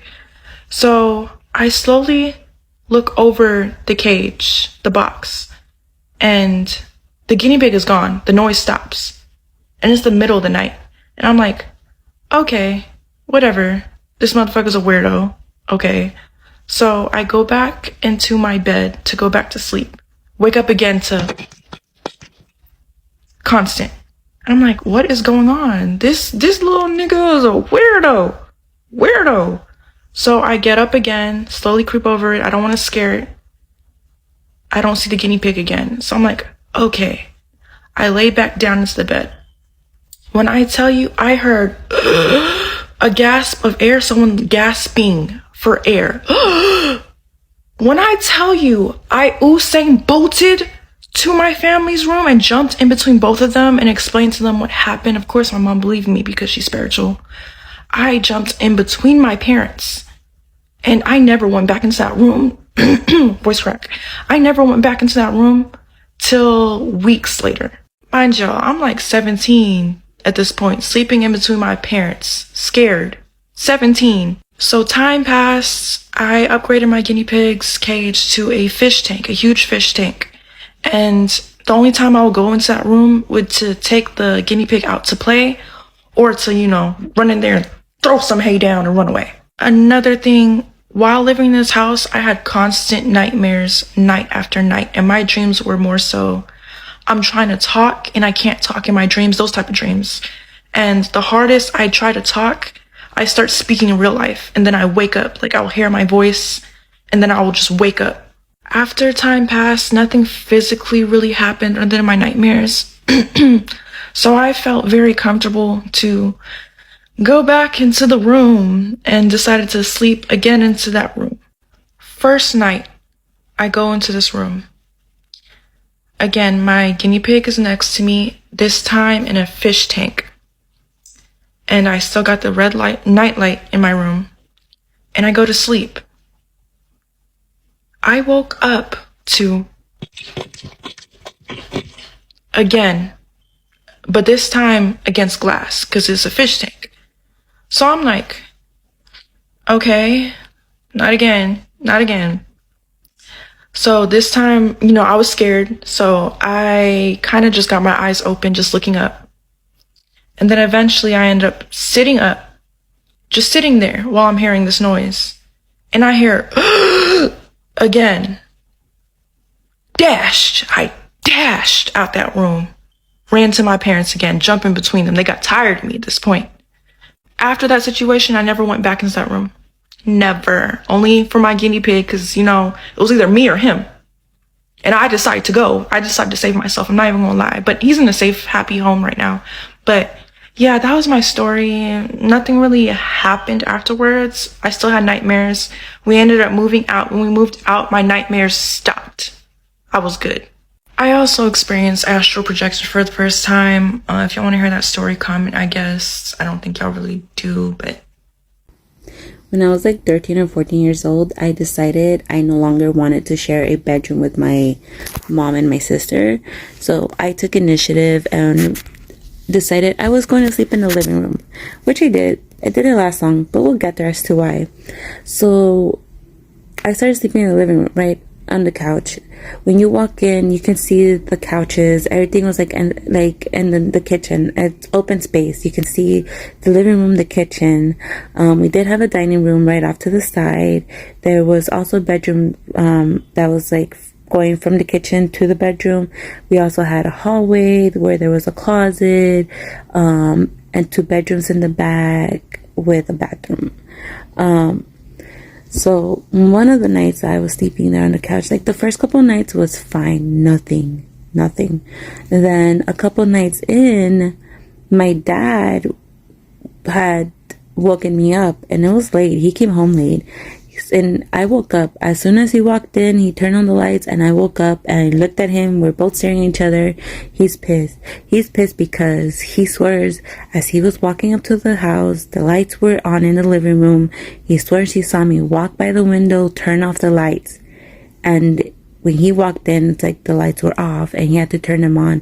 But he swore that it was me and I had just gone to sleep. And I wasn't supposed to be up so late, which I already knew that. But again, I had been sleeping. I was asleep. He woke me up. So we were getting into an argument. I basically told him to shut the fuck up, and we left it at that. A couple nights passed by again. Same thing. Again, he swears he saw me. I'm like, no, it wasn't me. I was sleeping. You just woke me up. Again, shut the fuck up. Go to sleep. I was getting frustrated because I was like, I'm not like, are you just trying to get me in trouble? Like, that was my thought during the time, until a couple days after I walked into my mom and my uncle in the in the kitchen talking. They were having like a serious talk, and I heard my uncle say something around the lines like, if you don't tell him to stop, I'm gonna do something. And then my mom later sat me down that same day and told me that while I've been staying in the living room sleeping, because when my uncle would come out of his room, his room was the one that was connected to the kitchen. So he would have to come out of his room in order to go through the kitchen to the bathroom, like down the hall to the bathroom. But when he comes out of his room, you can see the living room from there. You can see the couches because it's, again, open space. There's no wall. There's nothing. So one night he came out, he saw somebody sitting on the other couch across from me, staring at me. He thought it was my dad. Another night, again, same thing, thinking again, it's my dad.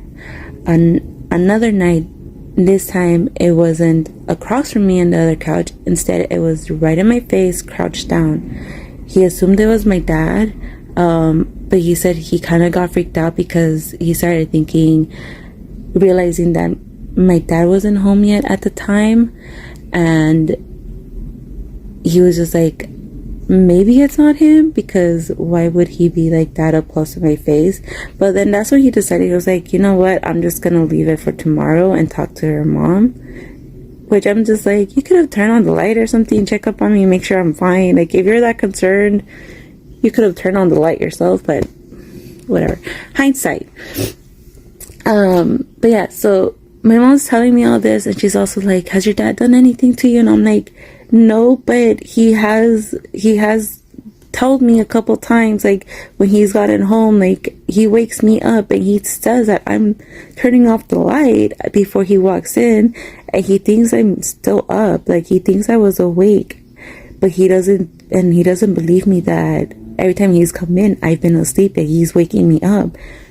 So I was just like, we're just like, okay, like weird. We already had like, we've already had like a lot of shit going on in the house before this. So we're just like, okay, so maybe it's just a ghost. Maybe like, we were like, why would the ghost be fucking around with us like that much? Like freaking out my uncle, fucking around with my dad for us to like fight. I don't know, but we were just like, okay. That night, like after she told me that day, like, and during the daytime, I was trying so hard not to think about it. I eventually did knock out. My dad walked in again that day. Same thing. He was so upset because he swore that I had just gone to bed. because the light had just been on, and as soon as he got closer to the door and like he gets in, the light is off, so he assumed I was awake. And again, it was late at night, and he thought I had been staying up late. And I was like, no, like I was asleep. We got into a big argument. My mom and my uncles, nobody woke up. We didn't wake up nobody, but we did get into a big argument. And then he went to sleep and I started going back to sleep. I ended up like, as I'm falling asleep, I got like paralysis. And it was so scary because I was just so frozen, and I was like, what's going on? And I started panicking because I'm like, this shouldn't be happening. Like, oh, I wasn't having a nightmare or anything. I was starting to fall asleep. And then I started hearing footsteps coming down the hallway from the back rooms. It kind of sounded like maybe one of the doors closed in the back. I wasn't sure, but I started hearing footsteps. And this caused me to panic even more. And I couldn't do anything because I was paralyzed.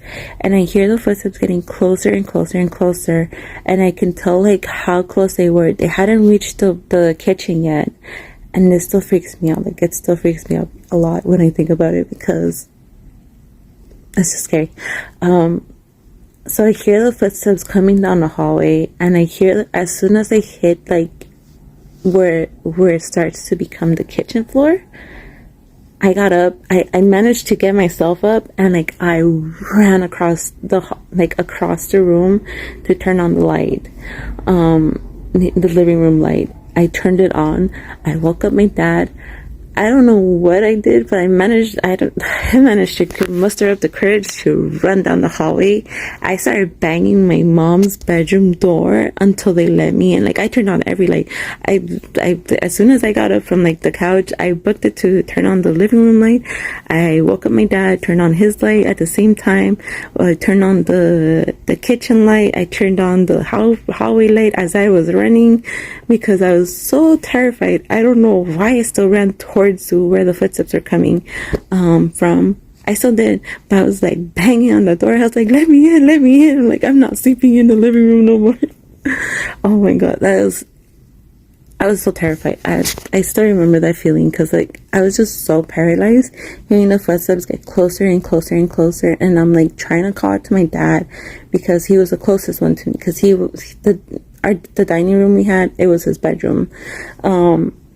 And that's another reason why my uncle thought it was like my dad, because the dining room was also like right next to the living room. So he was just like, oh, it's probably him. Like, I just wish my uncle probably would have tried to do a little more to make sure I was safe, but that was scary. Till this day, we don't know who or what could it have been. Like, we did try to get the house cleansed a couple times. It kind of didn't work. But those footsteps, like my dad, he would tell us a lot that he would hear kids running in the hallway, in the kitchen at night. But while I was staying there, I didn't really ever hear anything. And again, it was just like mostly like other people experiencing stuff, not me, up until the last night. But I guess we'll never know what it was. Okay. So I tried to stitch a video, but it wouldn't work, so I'm gonna do it this way. Okay, this happened 2005, Hurricane Katrina in New Orleans. I was 16 at the time, just made 16 that year. So, and to this day, it still haunts me. Just tell you something. And I'm 35 now, so yeah. So that day, it was a normal day. Okay, normal as fuck. We were for school, like, we had like a good week left before school started. So people were shopping for school clothes, or should I that? But that day, it was just great outside, just totally great. Like, if something was off, but we wouldn't fucking went on it, but it was off that day. So people get calls and news stations going off. Hurricane 5, Category 5. Let's go. Get it going. So people frantically running over, trying to get it's how it is that day. So then, Auntie came because my mama, she gonna go with them. She said, nah, she wants to stick it up on herself. Baby, you good. I'm not dealing with you, man. I love you. I do. But I'm not staying with you. I'm about to dip. Yep. I sure did. I'm not staying. I don't do darks. I don't do hurricanes. Have fun with that by yourself. Not doing it. I'm scared. I am. Proud of it. Yep. Don't care. So anyway, back to the story. So my auntie came pick me up. We went to the Superdome first. If you want to hear a story about that, let me know in the comments, because that's within itself a different story. But not back to the story. So then after that, we went to the convention center, and that was when shit popped off. So we seen so I see this little 5-year-old baby. Okay, it was dark outside. She was 5. She was little. She was short. Little baby. Without. Gone. None. No hate. Nothing. Just gone. All I see is a little short shadow, a little white figure, clear figure, walking past the door frame of the convention center. My mouth dropped. I was like, oh my God, what the fuck? I'm terrified. I want to go home. After that, though. Before I got into UFOs, I was a paranormal investigator. I started around 2007-ish. And, yeah, it was, it wasn't very interesting, but I joined another group in, it was like 2011, 2012, somewhere around there. And there was one time we were taking out a group of people that had just joined up, and we decided, let's just do an impromptu ghost hunt. And we ended up finding this cemetery on this back road.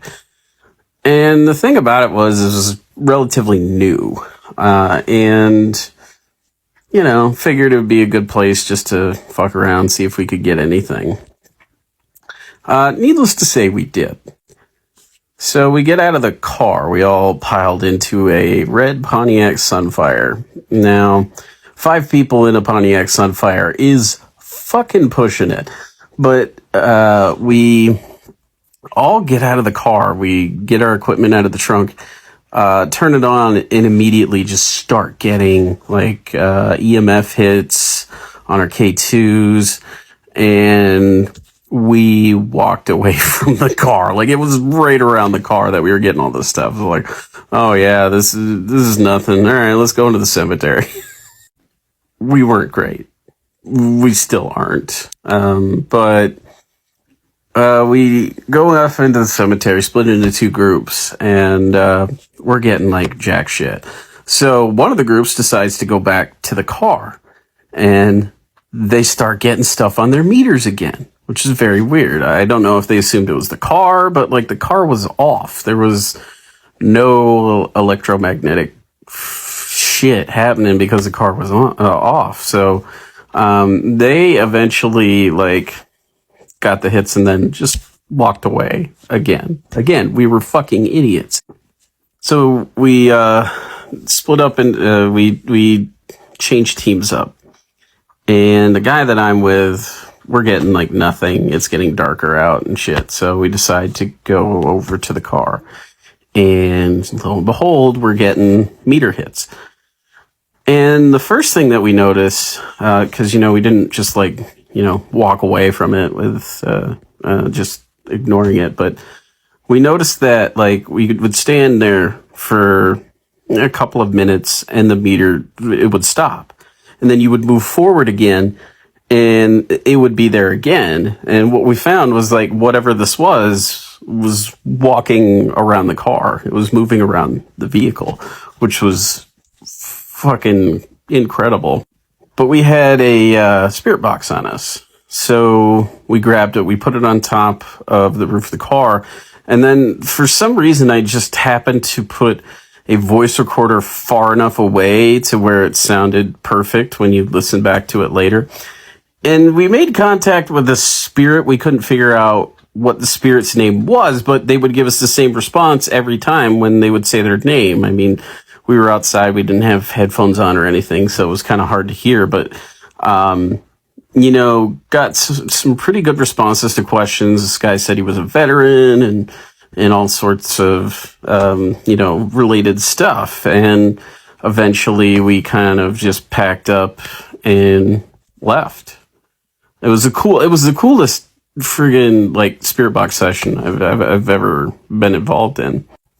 So later on, I'm listening back to the voice recorders, and the name that we get for this guy is Jeff. And he said it 3 times because we asked him 3 times.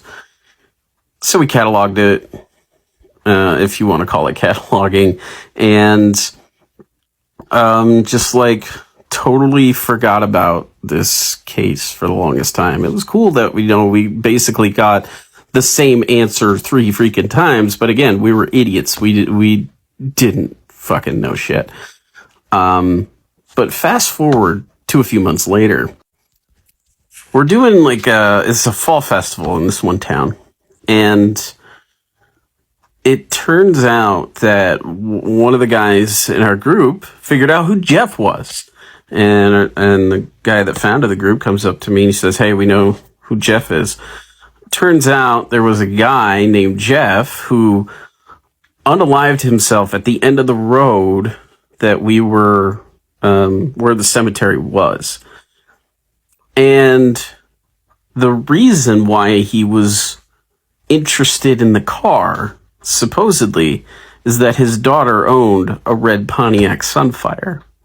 So, like, that is the, like, wildest, like, bit of confirmation that I've ever received doing this, and it's, like, one of my favorite ghost stories ever.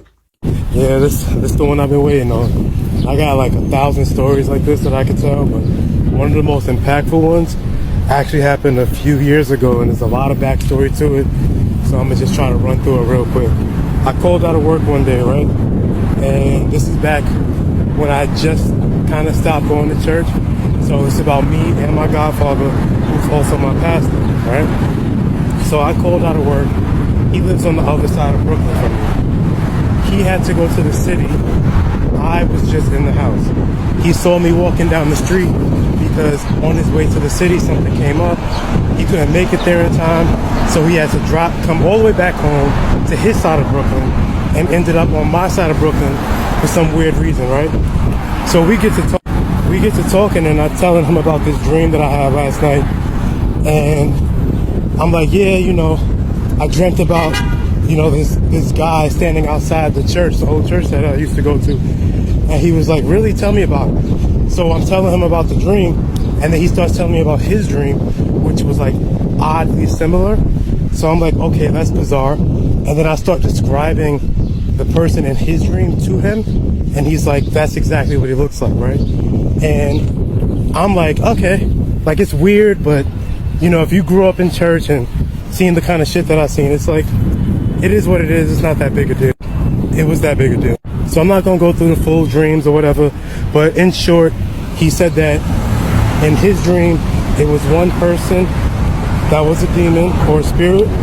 I'm not sure what he said it was, but in his dream it was one, and then when he looked around, he was basically surrounded by them, and it was crazy.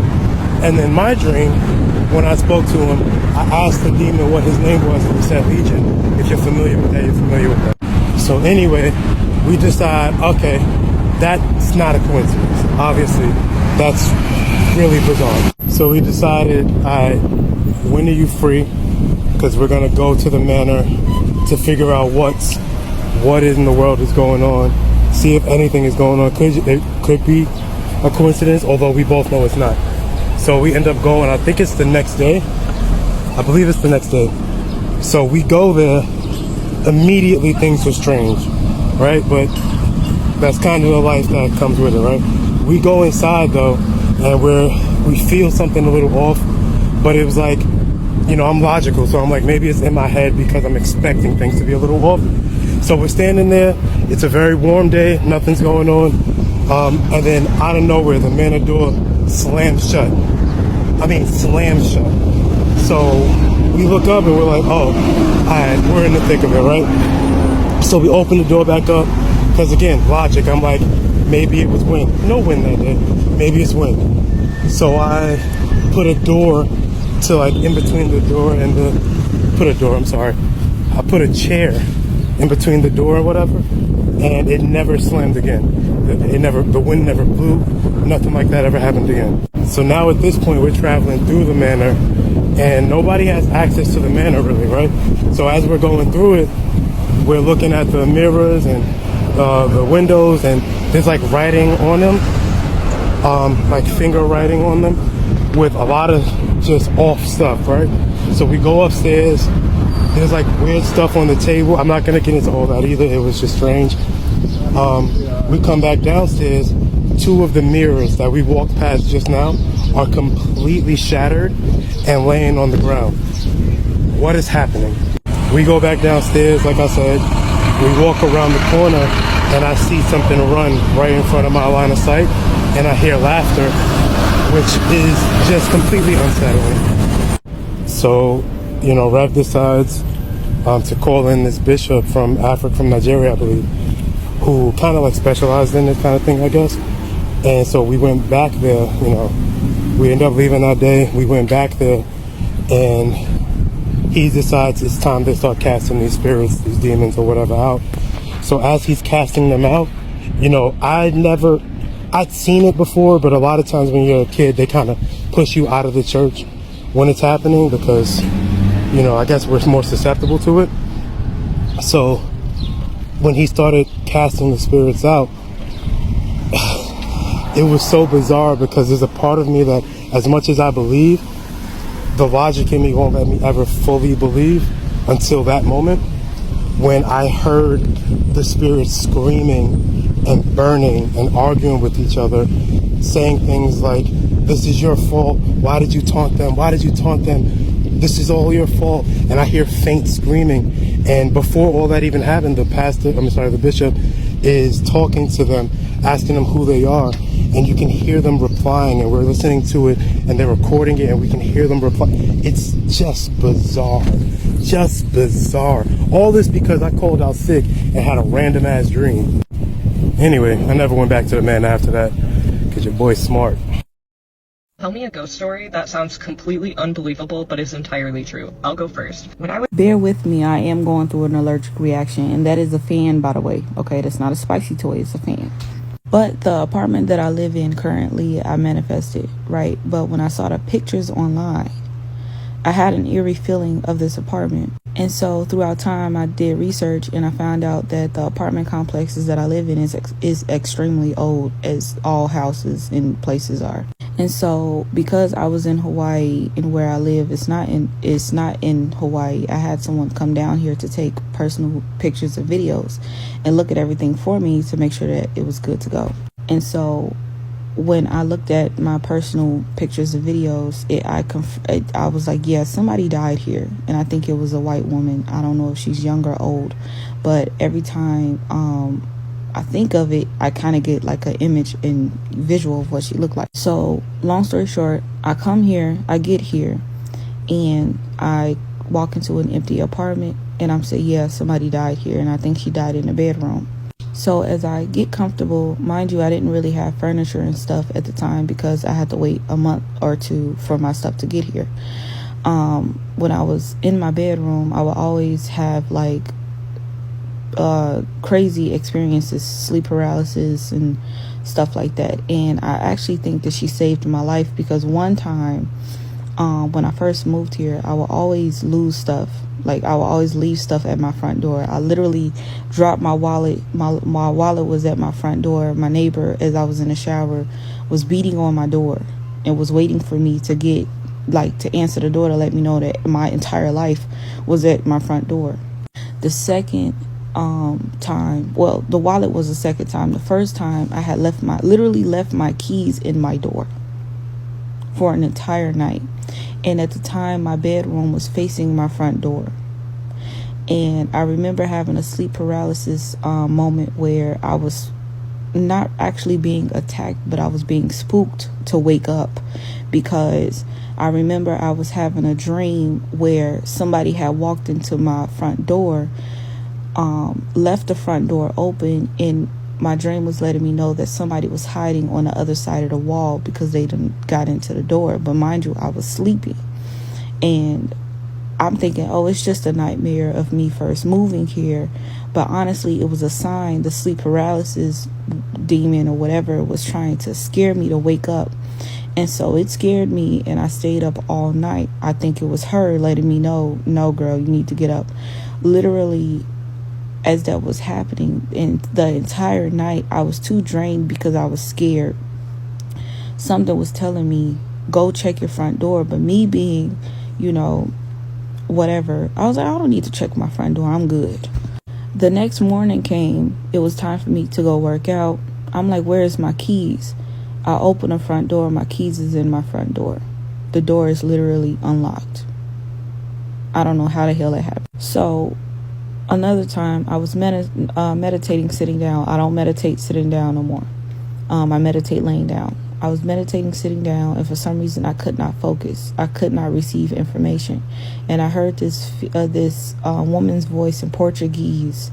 Come to find out, she was telling me that it was the wave frequency, the reason why I couldn't, meditate. And she realized that wasn't working. So she showed me through like these glows or these lights of what was, causing me not to receive information and focus. It was the Wi-Fi router, the refrigerator, the microwave, and a ceiling fan. It was glowing while everything else was black, pitch black. And it was highlighting what was causing me not to focus. The other time, I was standing in my bedroom for a long period of time because I got this crazy amount of energy out of nowhere. I was like, ooh, I have energy. It's creative energy. I need to figure out what I'm going to do with this. What should I do? So I'm standing there thinking to myself, should I read? Should I paint? Should I dance? What should I do? Clean? And I heard this woman's voice again to my left say, read a book, literally. And I got spooked twice. The second time I jerked to the left, it scared me. Like my frequency went from high to low in seconds because it was a confirmation that I heard what I heard, right? And so I cursed her out. I said, I know you're here, but I don't need you doing that. I know that you're not my descendant. I know you're not connected to me because my people know not to show up or talk to me because my people have a gift of talking to spirits and seeing spirits. And I told God and my descendants and my people that I don't want to participate in that. I want to stay as close to reality as possible. I don't have a problem with ghosts and spirits, but I don't want to see them or hear them. But I still see them and hear them sometimes. I recently, literally some days ago, had a dream that I was crouching or sitting in my kitchen and my bedroom door was cracked open with the light on. And this white woman was peeking through the door. I don't know if she was bending over, peeking through the door, or if she was standing. But she looked like she was either my height or shorter than me. She was a white woman with medium straight blonde hair, a red shirt, and I could barely see her features because I know I can't see her features fully because I don't want access to her. I keep telling her, like, I don't want to see you. There's nothing that I could do for you. I do play music and, try to raise the vibration sometimes for her because I know she's here, but what the fuck am I supposed to do? I'm not a whatever. I also believe that because of how old these apartment complexes are, a little boy died here too. One time I was sitting down meditating and as I was opening my eyes, I saw this boy that was dressed like he was in the 1800s. I think he was trying to run before I caught him, and he stood in place. This time he was like gray, like a gray ghost, and his eyes was wide open, like he was scared that I could see him. He was scared that I could see him, see me, see him, see me, see him, and he was standing in place. And I was like, boy, just go, just leave, and he left. And I was like, there's nothing I could do. I don't know why they always do that. I've also seen an alien, a baby alien, sitting in my chair. It was so cute, but it scared the fuck out of me, and I told it to leave. And I seen a fire being. I seen some other stuff. I honestly think that there is some type of portal or some type of like something in my bedroom. My bedroom gives me a eerie feeling, and I always walk into stuff, see stuff, and I just be telling them to leave, because what the fuck am I supposed to do, you know? But yeah, that's the story. She's pretty cool. She's not an evil spirit. She's just dead. So, you know, I don't plan on talking to her no time soon, because I still live here. I might ask her questions when it's time to leave, but I'm not finna be chilling with her. I don't really. She's probably listening to me right now, but I'm good. I'm good. And one more thing, I actually fuck with her. Like, I think one time I was in this poly situation thingy, and I could not find my keys, and the guy came over here for the first time because he was picking me up to take me over to his crib or whatever, you know, and I could not find my keys again. Like, actually, this is the first time I couldn't find my keys at all. And I knew it was near me, but I couldn't find it. So I left my door unlocked. Never do that again. I would never do that again. I left my door unlocked. And so, tell me why when I come home, I know for a fact I was looking at my bed, looking through my bed, like for an hour, because I know it was near me. Tell me why when I come back, the key is right there on my bed. Like, it's right on my bed, right there. Like, right there. It wasn't right there before. I think it was her. She found my keys, and she put my keys on my bed. And I was just like, these ghosts is crazy. They are crazy. But, yeah, she's cool. I have more ghost experiences.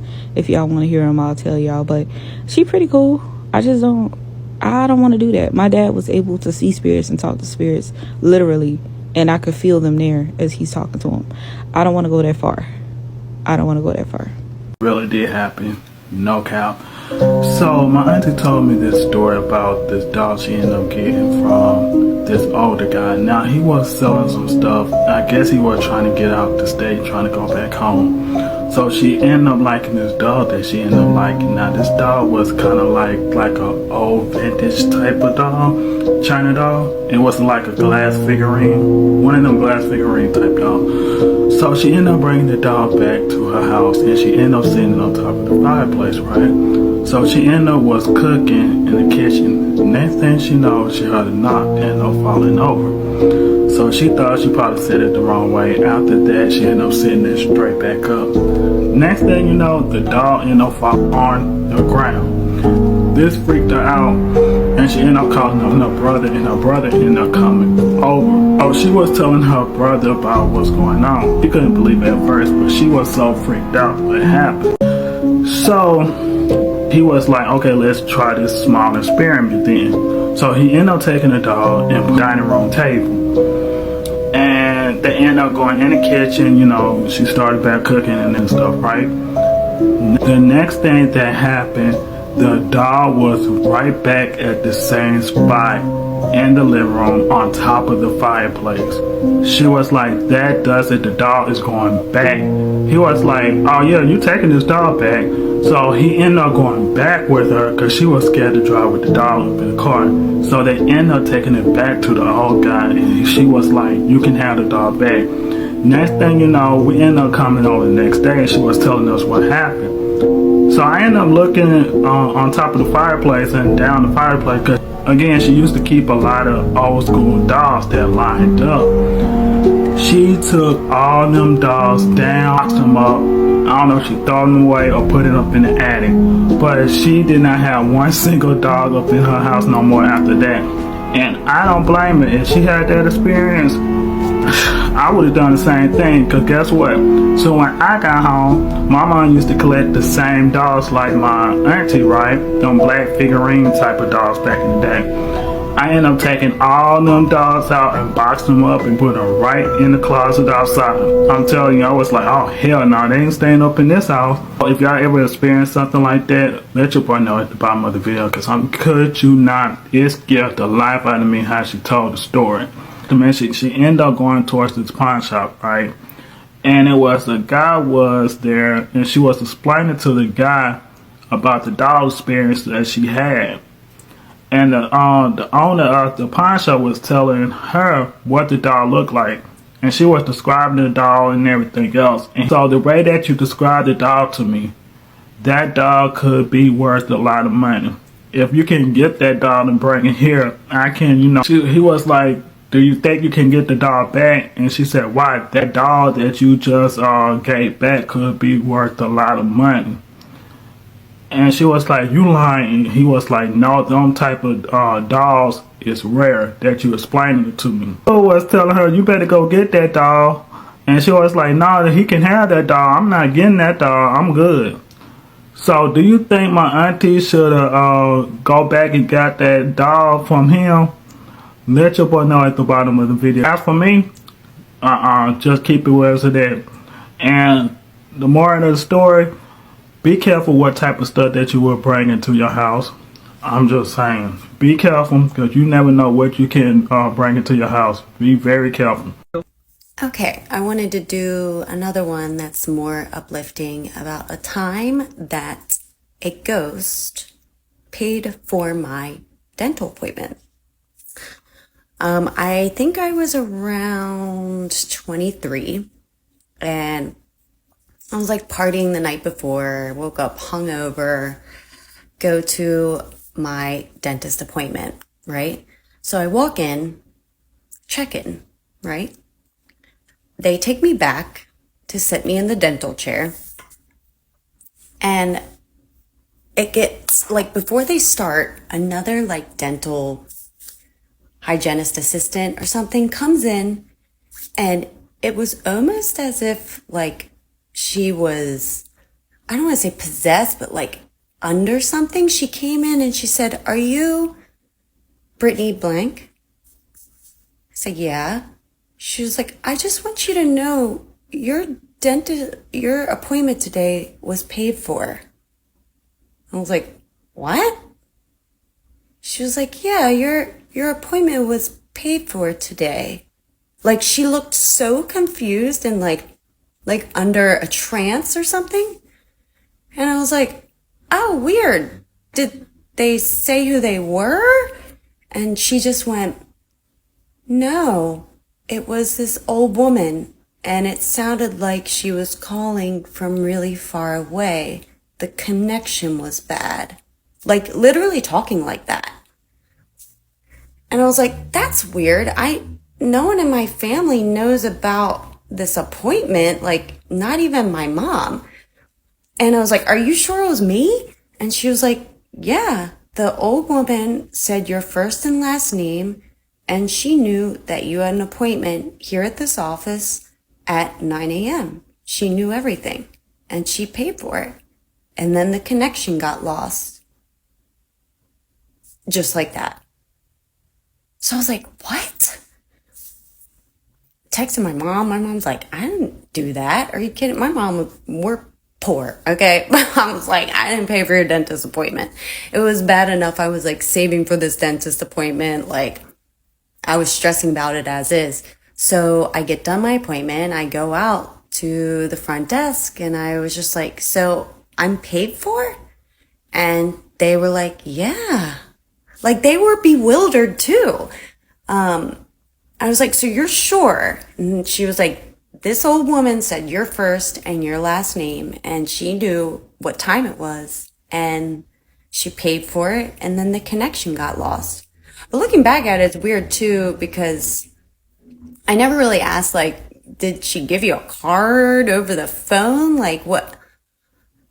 So strange. But my mom swears to God it wasn't her.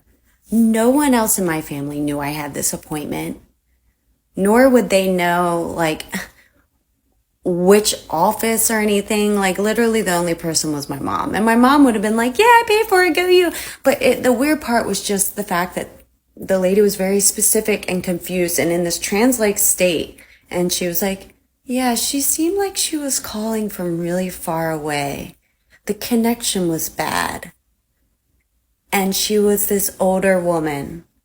And that was it. But I mean, thank you.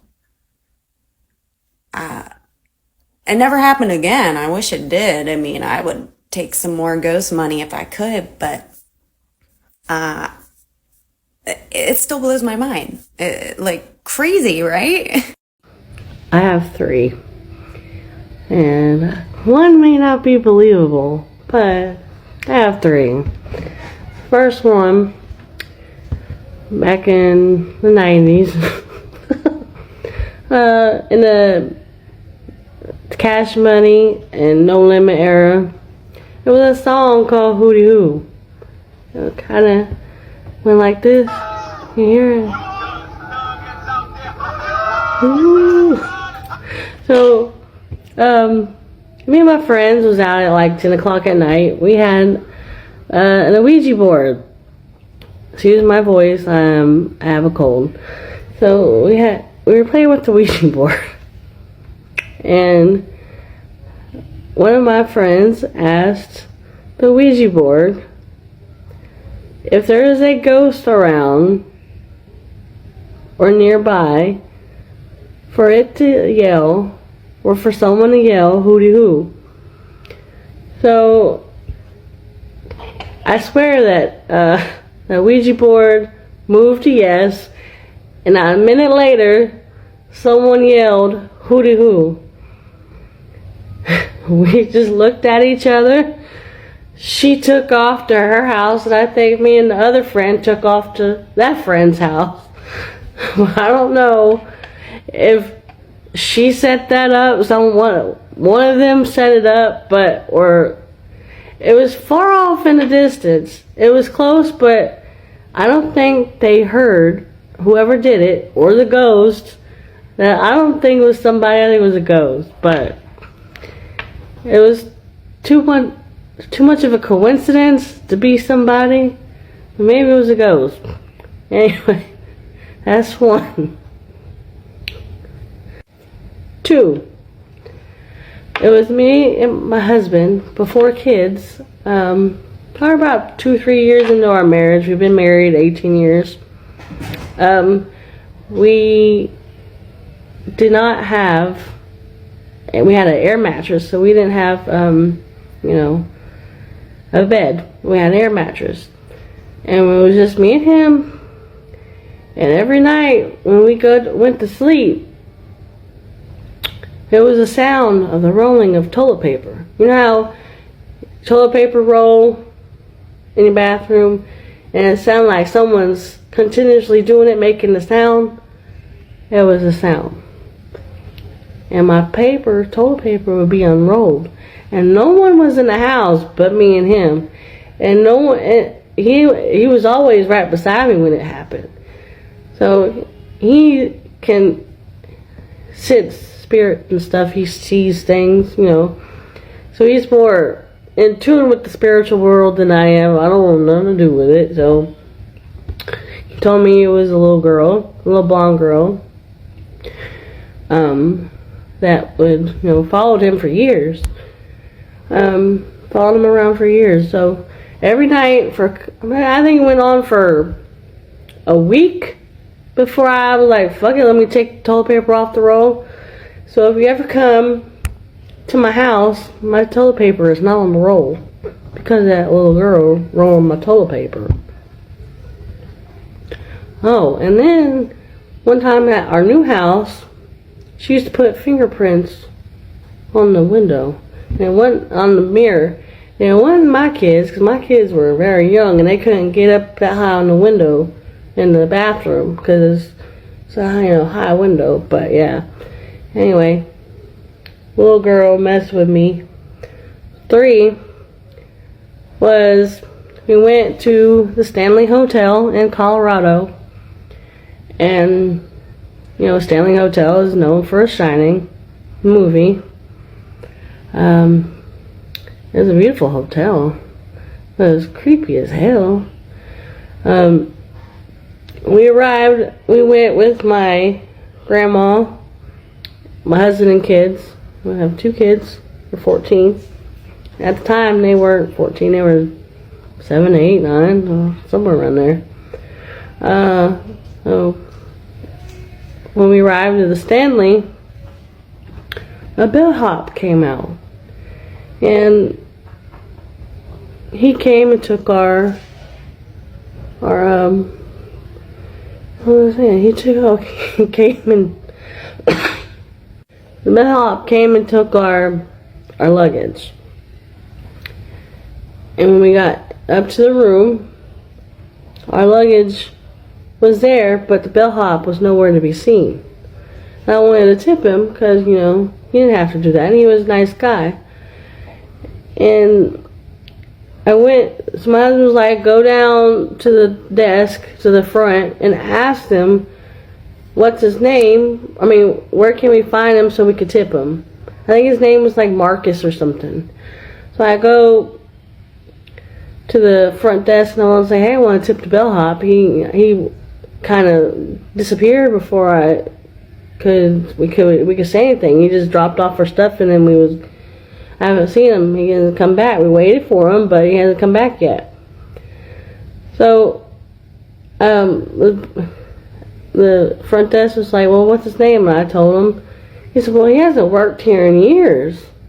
I'm like, what the fuck do you mean? I just seen the man. Who took my belongings to my room? He said his name was so-and-so, Marcus. No, he hadn't worked there in years. Okay. And it was my husband and my son. Our son had a room separate from me and my grandma and my daughter. And they stayed in one room. It was like down the hall. I think it was even on another floor. Me and my grandma and my daughter was on another. They slept together, and then I slept at my own bed.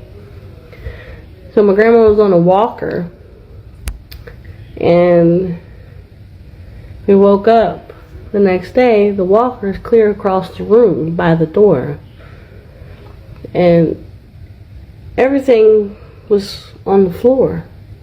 And I know what my grandma, she couldn't walk really, so she wasn't about to go around the room throwing stuff on the floor. She wasn't about to push her walker way over there. And my daughter wouldn't do that. She didn't want to be there. She didn't like that hotel. She wanted to be gone. So she stayed close to her grandma.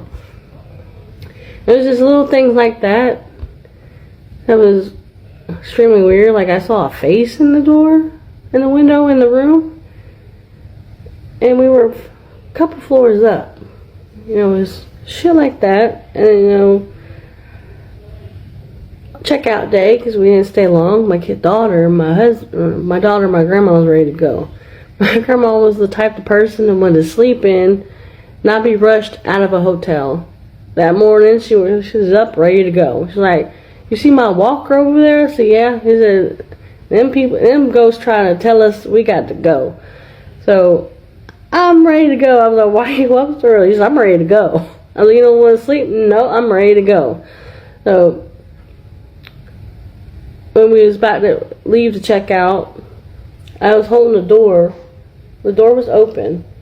I had my hand on the doorknob. And they were all in front of me, not near the door. My daughter, son, grandma, and my husband was all in front of me, not near the door where they could touch it. And the door slammed shut out of my hand. Beautiful hotel, but it was creepy. And my husband and my son had a ghost detector that the downstairs told them the front desk told them to download, and it was going off all night. They kept sending me texting me about the ghost detector going off. It was, yeah. So it may not be too scary, but little little things like that. Those are my little ghost stories.